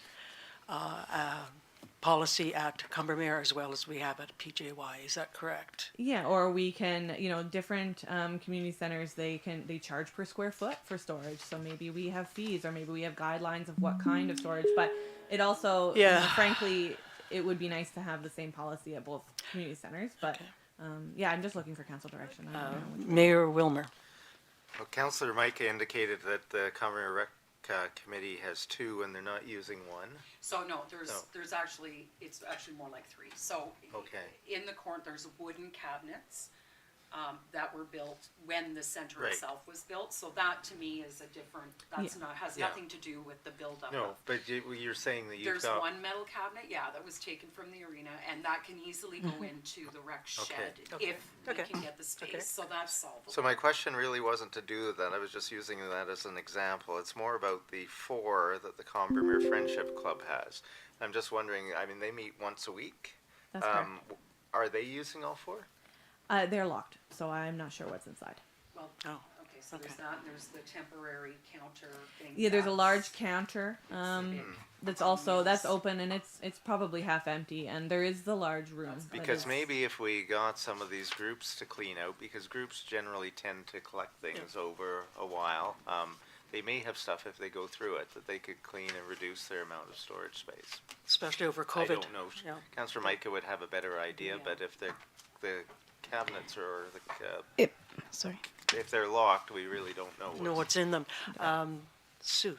If I may, just because of the essence of time, so I think at this point, is what you're seeking is direction and approval of council that you can approach the user groups, see organically what can be reduced and how it can be reduced, and agree that council supports that we try to get to a users don't store, as much as they're storing now. Is that Yeah. what we're looking at? So, in the example of some of them, we have weekly rentals, and we have cabinets that I think we probably built. They're built right in, the ones like up against the room, so we can ask user groups to empty them, but the cabinets still exist. I don't know, and I know I will get a significant pushback from one or two, I'm sure. So that's why I'm kind of looking for the direction. Do we want to keep that storage there? I could ask them to half empty them or par down, but the cabinets will still exist. Those that are built in. Anyway. Sounds like we need to know more of what's down there. I know Councillor Micah knows what's there, and I know that you know what's there, but the rest of us don't. I don't know. Well, as we're doing our site visit, we can make sure that is I- one I of the think it facilities that is. we're stopping at. So if we can Okay. leave it to that, and then Please, in I the think we can meantime, do if you that. can Yeah. approach Okay. the user groups, then that might give you a clearer. Yeah. Okay. Sorry, I'm Next- just mindful of the Oh, time. So Yes. No, just final comment was, I mean, because it is concerning when we start losing space Yes. for a number of people we can hold in there, and so I think it needs to be looked at. But and it other is an than emergency Councillor Micah, center. I It don't- is an emergency yeah, center, Yeah, yeah. other than Councillor And if we Micah. can't get in and use it, okay. Yeah, and I am Okay. I'm very rule abiding for the PJY renters, and Yep. in fairness to those Yep. in Commermere, they can Yep. have all Okay. the covers they want. All right, sounds good. Next item, please. Sure. So the Horticultural Society has submitted a funding request for $2,300 for 2023. The society uses these funds to purchase plants and mulch for different flower beds located around Barry's Bay and Combermere. I have a detailed breakdown of their budget and their spending for 2022, as well as their projected 2023 numbers for your review. The society is intending on planting in existing locations detailed in the attached document, and you're welcome to provide input. The expense was anticipated as part of municipal beautification. Yes, No, I Mayor think- Wilmer? Yeah, I think they do an excellent job, and I think the 2,300 is well worth the expense. If we did it, we'd certainly be paying more to do it than what they do, and they have a lot of expertise in what they're planting and planting the right flowers in the right places. So I think they're doing a great job, and we need to continue to support them. Okay, I agree. Any other comments? No. Okay, next item. Perfect. Staff feels that council would benefit from being presented with information on what funding opportunities exist and what staff are intending on applying for. I am going to try just monthly to give a list of current opportunities that I'm aware of and suggestions or recommendations on what they could be used for. And of course, I welcome council input on this table. So we do have 2 grants that I'm aware of right now. So the Inclusive Community Grants Program is up to $60,000. It's due in a few weeks. So there's a couple suggestions there. This one is specific to accessibility outdoors. So it will not work for ramps or accessible washrooms. So that's kind of why you see that list that is specific to stuff that's outside. There's also the Trillium Grant coming up. It opens later next month, and it's a big one. So it is max $100,000. So we could look at elevators or ramps, kind of larger ticket items. So if anyone has any input or suggestions, I'm welcoming it. So, sorry if I may through the chair. So the intent is to use the budget that was before council, the capital items that were kind of decided on, as a starting point as well. And then if there are some and you're aware of them, you'll bring them to council with some of the suggestions that we may be able to do within the building condition assessment and or other projects that were discussed. Correct? Okay. Yeah, it's definitely the basis, the starting point. All right. Any other comments? Okay, go ahead, Hannah. Okay, so general updates. Just we had a great March break. Everything was well attended. We had a great St. Patrick's Day kids party. Lots of public skates that were very busy. We unfortunately had to cancel our whitewater workshop in Cumbermere. We had a really low amount of people sign up, but we are going to do something in the spring with MKC that they're happy to donate their time once more. So we'll have that again, or we'll reschedule more than cancel. I have wrapped up seasonal hiring for 2023. We're happy to have a lot of kids back there, or students back that we had last year. It was very challenging to retain staff for the swim program, and we're very fortunate to have 4 students that are coming on for that program. So we will be able to run the program as we have in the past with sessions in Cumbermere and Barry's Bay. Though to be completely frank, I was concerned and there was a risk of that at one point. So feeling very fortunate that that worked out. The Digital Service Squad visited MV and spent 4 days the week of March 6th chatting with local business owners in community centers in Barry's Bay and Cumbermere. We had 15 people visit, hours of conversations, so we're really happy with that turned out, or how that turned out, sorry. And finally, the Barry's Bay BIA is purchasing new hydro pole banners within its catchment area for summer 2023. The township is looking to join their order, or I should say I am looking to join their order, to purchase 10 additional banners to allow poles outside of that designated area to have banners. It'll kind of, it's cheaper for me to hop in with them than to order it myself. We did replace the banners in Wilno last year, and then we will look at Cumbermere later this year or next year. Okay. And that's what I got. All right. So can I just, on the Cumbermere, if we did Wilno last year and we're doing Barry's Bay this year, I think we should be doing Cumbermere this year as well. Sure. Not kicking, like, buy them out at the same time, you're buying them both, you know what I'm saying? It's our staff that puts them up, so I mean. Right. So the reason I didn't, I guess, like I can certainly, ask for more through that BIA order for Cumbermere if we want the same design. Wilno obviously had a very separate design. It's celebrating. Oh, it's a different design. It doesn't have to be, but it could be. So Wilno is different. Okay, all right. No, Yeah, that's why. I'm taking it back, I take it back. I did. This is the design. Because they're adding. So this is the Well, design. I know, I saw that. Yeah. on the thing. So I'm happy to throw 10 more Yeah, on no, our. it's okay, Okay. it's okay, it's okay. I didn't Yeah. realize that was, I Okay. didn't realize that was. Yeah, they're not the same everywhere. Okay. Okay, so recommendation that this report is received as information, and council provides direction to staff on how to address space concerns at community center in Cumbermere. Next item. So I have the donation request from Huntington's volleyball tournament. So I did receive one from the organizer of the annual volleyball tournament at Lakeshore Park. They've been doing this for 18 years, so they have been on hold the past few years. They are looking for use of the space, which we don't have fees for that space anyways. They want to have staff provide additional garbage cans, picnic tables, as well as the township barbecues for the events. In the past years, we have approved a similar request. I will note that I did confirm with our insurance provider that events by committees of council can be covered under our municipality insurance. So I will request that the group provide a proof of insurance, which they can purchase through us or their own provider. Okay. So the recommendation is that council approve the donation request for no cost use of the beach volleyball courts at Lakeshore Park, additional picnic tables and garbage cans if available, and lending of township-owned barbecues for the annual beach volleyball tournament, raising money and awareness of Huntington's disease. Any other comments on that? If I may just, Yes. and the resolution should include in that organizers provide Provide staff with proof Proof of insurance prior Yes. to the event date, yes, thank you. Do we need a motion? A motion by Councillor Micah, seconded by Mayor Wilmer. All in favor? Carried. Thank you. Correspondence and information. There's an email came from Elizabeth Burkett regarding senior skate.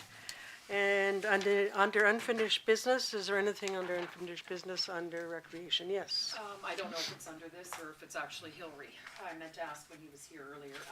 Okay, so last year, the public dock, finger docks were redone Barry's Bay and the money was budgeted. We've carried Cumbermere didn't get complete, so the money's been carried forward and passed, or whatever.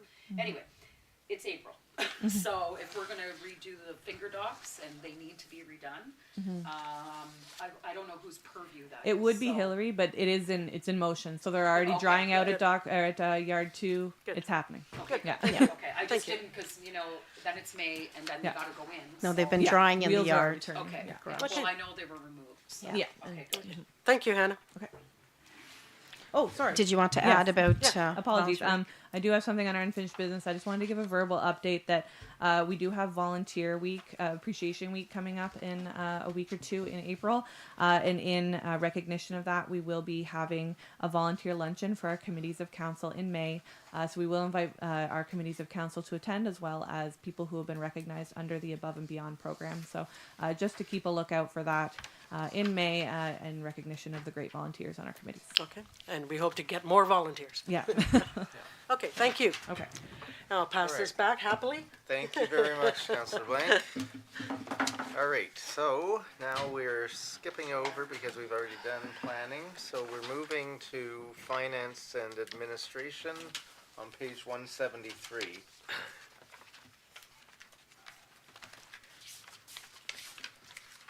And the first report is the CAO's administrative report. Yeah, so as I thank you through the chair, so this is just a reminder, like a one-page dates that I've forwarded by email, some of the attachments. And the reason I do that again is because when you receive them by email, you can go to the hyperlinks, and I just try to highlight if there are some that may be more crucial. So this is just to be received as information. And just as a reminder, sometimes if you may have missed it, it'll tell you the date that you received the email.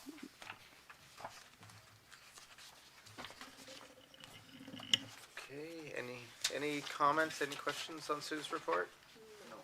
Okay, so we do have a resolution from under correspondence and information resolution from the Corporation of the Town of Essex regarding short-term rentals on page 195. I don't know whether we want to do anything with that at this time, or?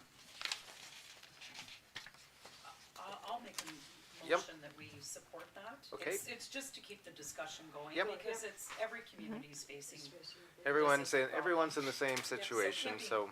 the subject going, I think is good. All right, so could I get a seconder for that? Okay, all in favor of supporting? Okay. I don't watch, I'm. Oh, sorry, Shelley So- and Mary. Okay, thank Yeah. you. We need a paddle. Okay, so the next one is a resolution from the Township of Horton regarding food insecurity in Ontario. They're just advising at their regular meeting on March 21st, Township of Horton passed the attached resolution on, and I'm not gonna read the whole thing, everyone's had an opportunity. Any interest in supporting this? Seeing none, we'll file it for now. Okay. And then we'll move on to email from MB Madawaska District High School Scholarship and Bursary Committee. And just let me get to that.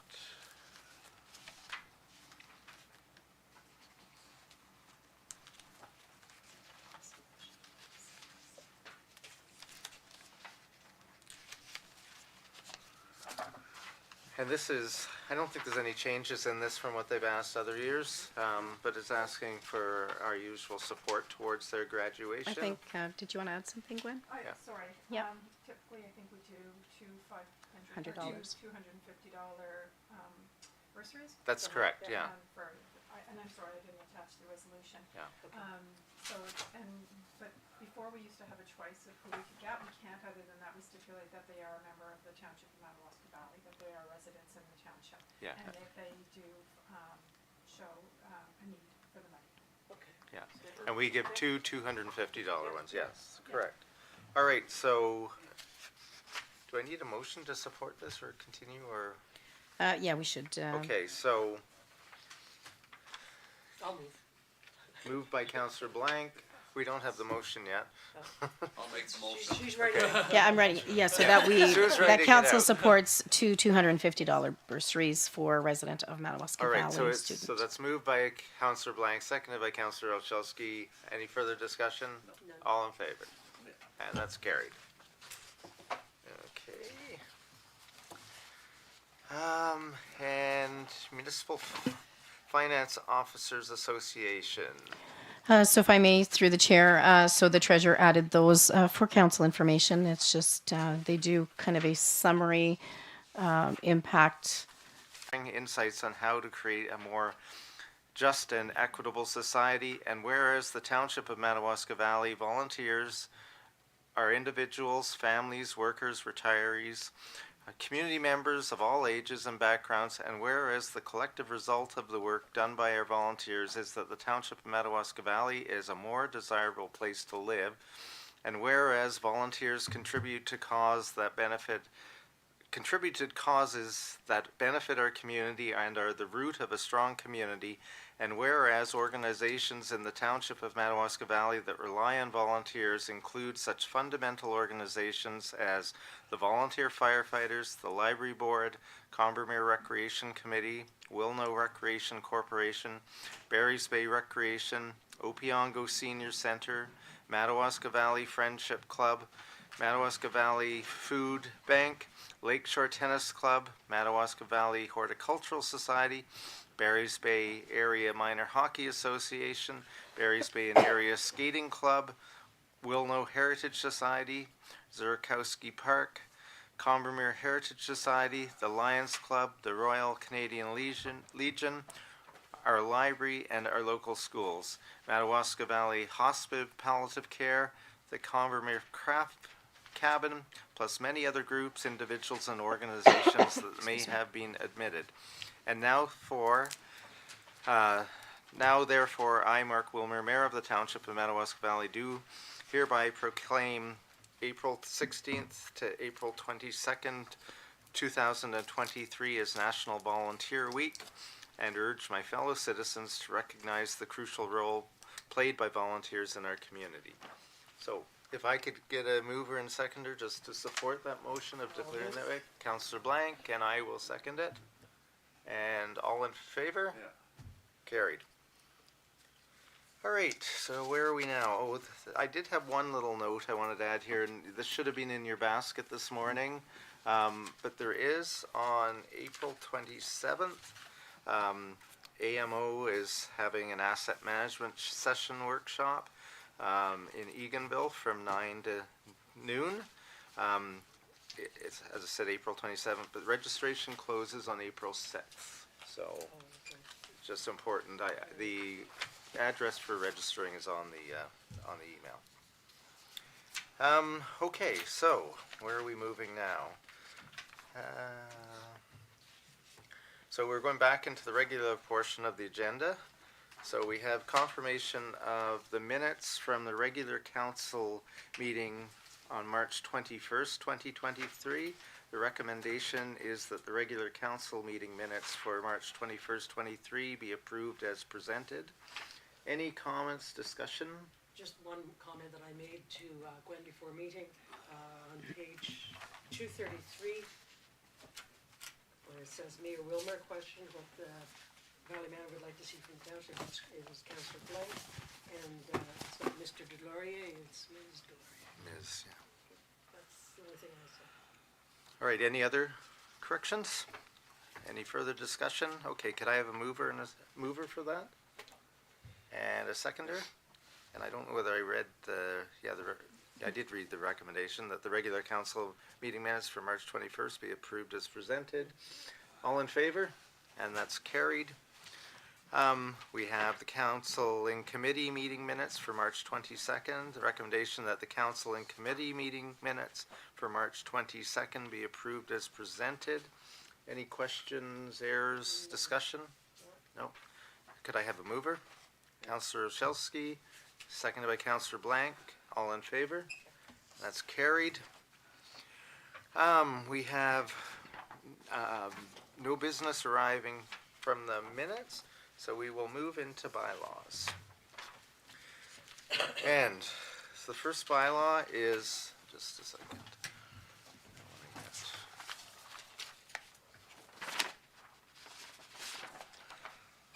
First bylaw is bylaw amendment Batista, 2023-19 ZBLA Batista brackets 1. Recommendation is that bylaw 2023-19 being a bylaw to amend bylaw 2006-26 as amended of the Township of Madawaska Valley be given first, second, and third reading and finally passed this fourth day of April 2023. Could I get a mover? So we have no mover and we have no seconder, so the bylaw, what happens? No, it's not going to move forward. It's what? It's not going to move forward. It won't move forward, okay. All right, so we now move on to bylaw 2023 draft Phillips Legret. Now we have options 1 and 2, and I believe I heard this morning from everyone that we would prefer to go with the recommended option 2, which is just the waterfront encroachment and not the side. So it's bylaw 2023-20 bylaw amendment Phillips Legret, and it's option 2. So it's recommended that bylaw 2023-20 being a bylaw to amend bylaw 2006 or 2006, 26 as amended of the Township of Madawaska Valley be given first, second, and third readings, and again version 2, and finally passed this fourth day of April 2023. Could I get a mover? Councillor Micah, seconded by Councillor Olszewski. All in favor? And that's carried. So bylaw 2023-21, automatic aid agreement with the corporation and the municipality of Hastings Highland. This is the bylaw 2023-21 is that it's being a bylaw to authorize the entering into an execution of an automatic aid agreement with the corporation of the municipality of Hastings Highland be given first, second, and third reading and finally passed this fourth day of April 2023. Mover, please. Councillor Olszewski, second by Councillor Blank. All in favor? And that's carried. So we have a bylaw on 2023-22 terms of reference for the Lakeshore Tennis Club Committee. It's recommended that being a bylaw to establish a terms of reference for the Lakeshore Tennis Club Committee be given first, second, third, and finally passed this fourth day of April 2023. Get a mover? Councillor Blank, seconded by Councillor Olszewski. Any further discussion? All in favor? And that's carried. So the next one is bylaw 2023-23. Terms of reference for Barry's Bay Recreation.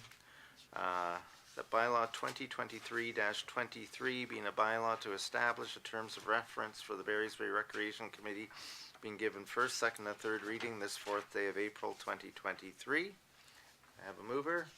Councillor Blank, seconded by Councillor Olszewski. Any further discussion? All in favor? And that's carried. So now the next bylaw is 2023-25, and this is regarding the water system budget and establish the water system rates effective January 1st, 2023.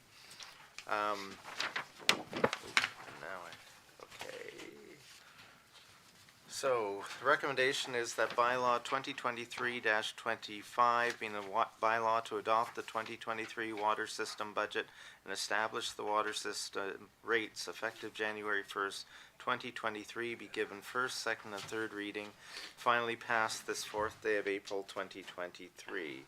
Could I get a mover for that? Councillor Olszewski, seconded by Councillor Blank. Any further discussion? And seeing none, all in favor? Carried. Bylaw 2023-2026 is wastewater system budget established, being a bylaw to adopt the water system budget and establish the wastewater system rates effective January 1st.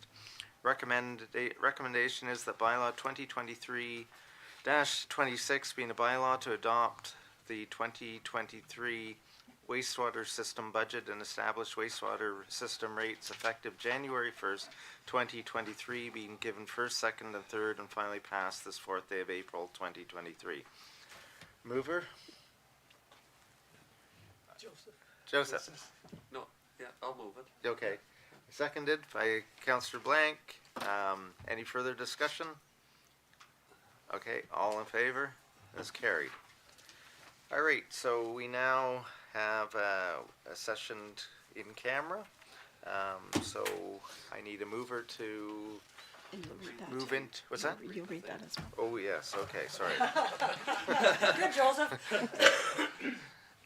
It's recommended is that the meeting enters in camera session to discuss matters pertaining to personal matters and identifiable individually, including municipal or local board employees. Advice that is subject to solicitor-client privilege, including communications necessary for that purpose.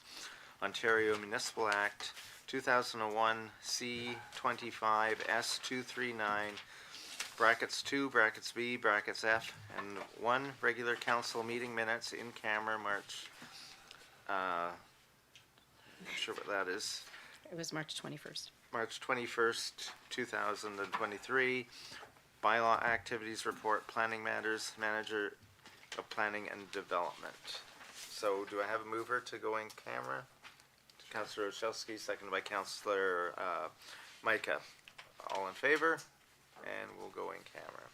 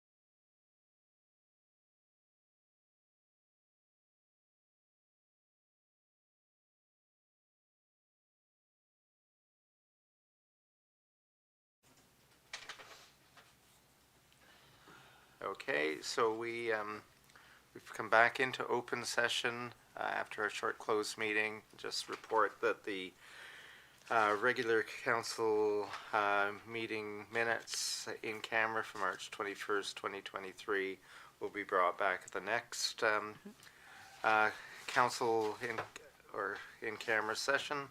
And staff was given direction regarding planning matters. And with that, I have a bylaw to confirm the proceedings of council. Recommendation is that bylaw 2023-27 being the bylaw to confirm the proceedings of council of the Corporation of the Township of Madawaska Valley in the council of committee meeting of April 4th, 2023 be read a first, second, and third time. Finally passed this 4th day of April 2023. Can I get a mover, please? Councillor Micah, seconded by Councillor Olszewski. Any further questions? All in favor? And that's carried.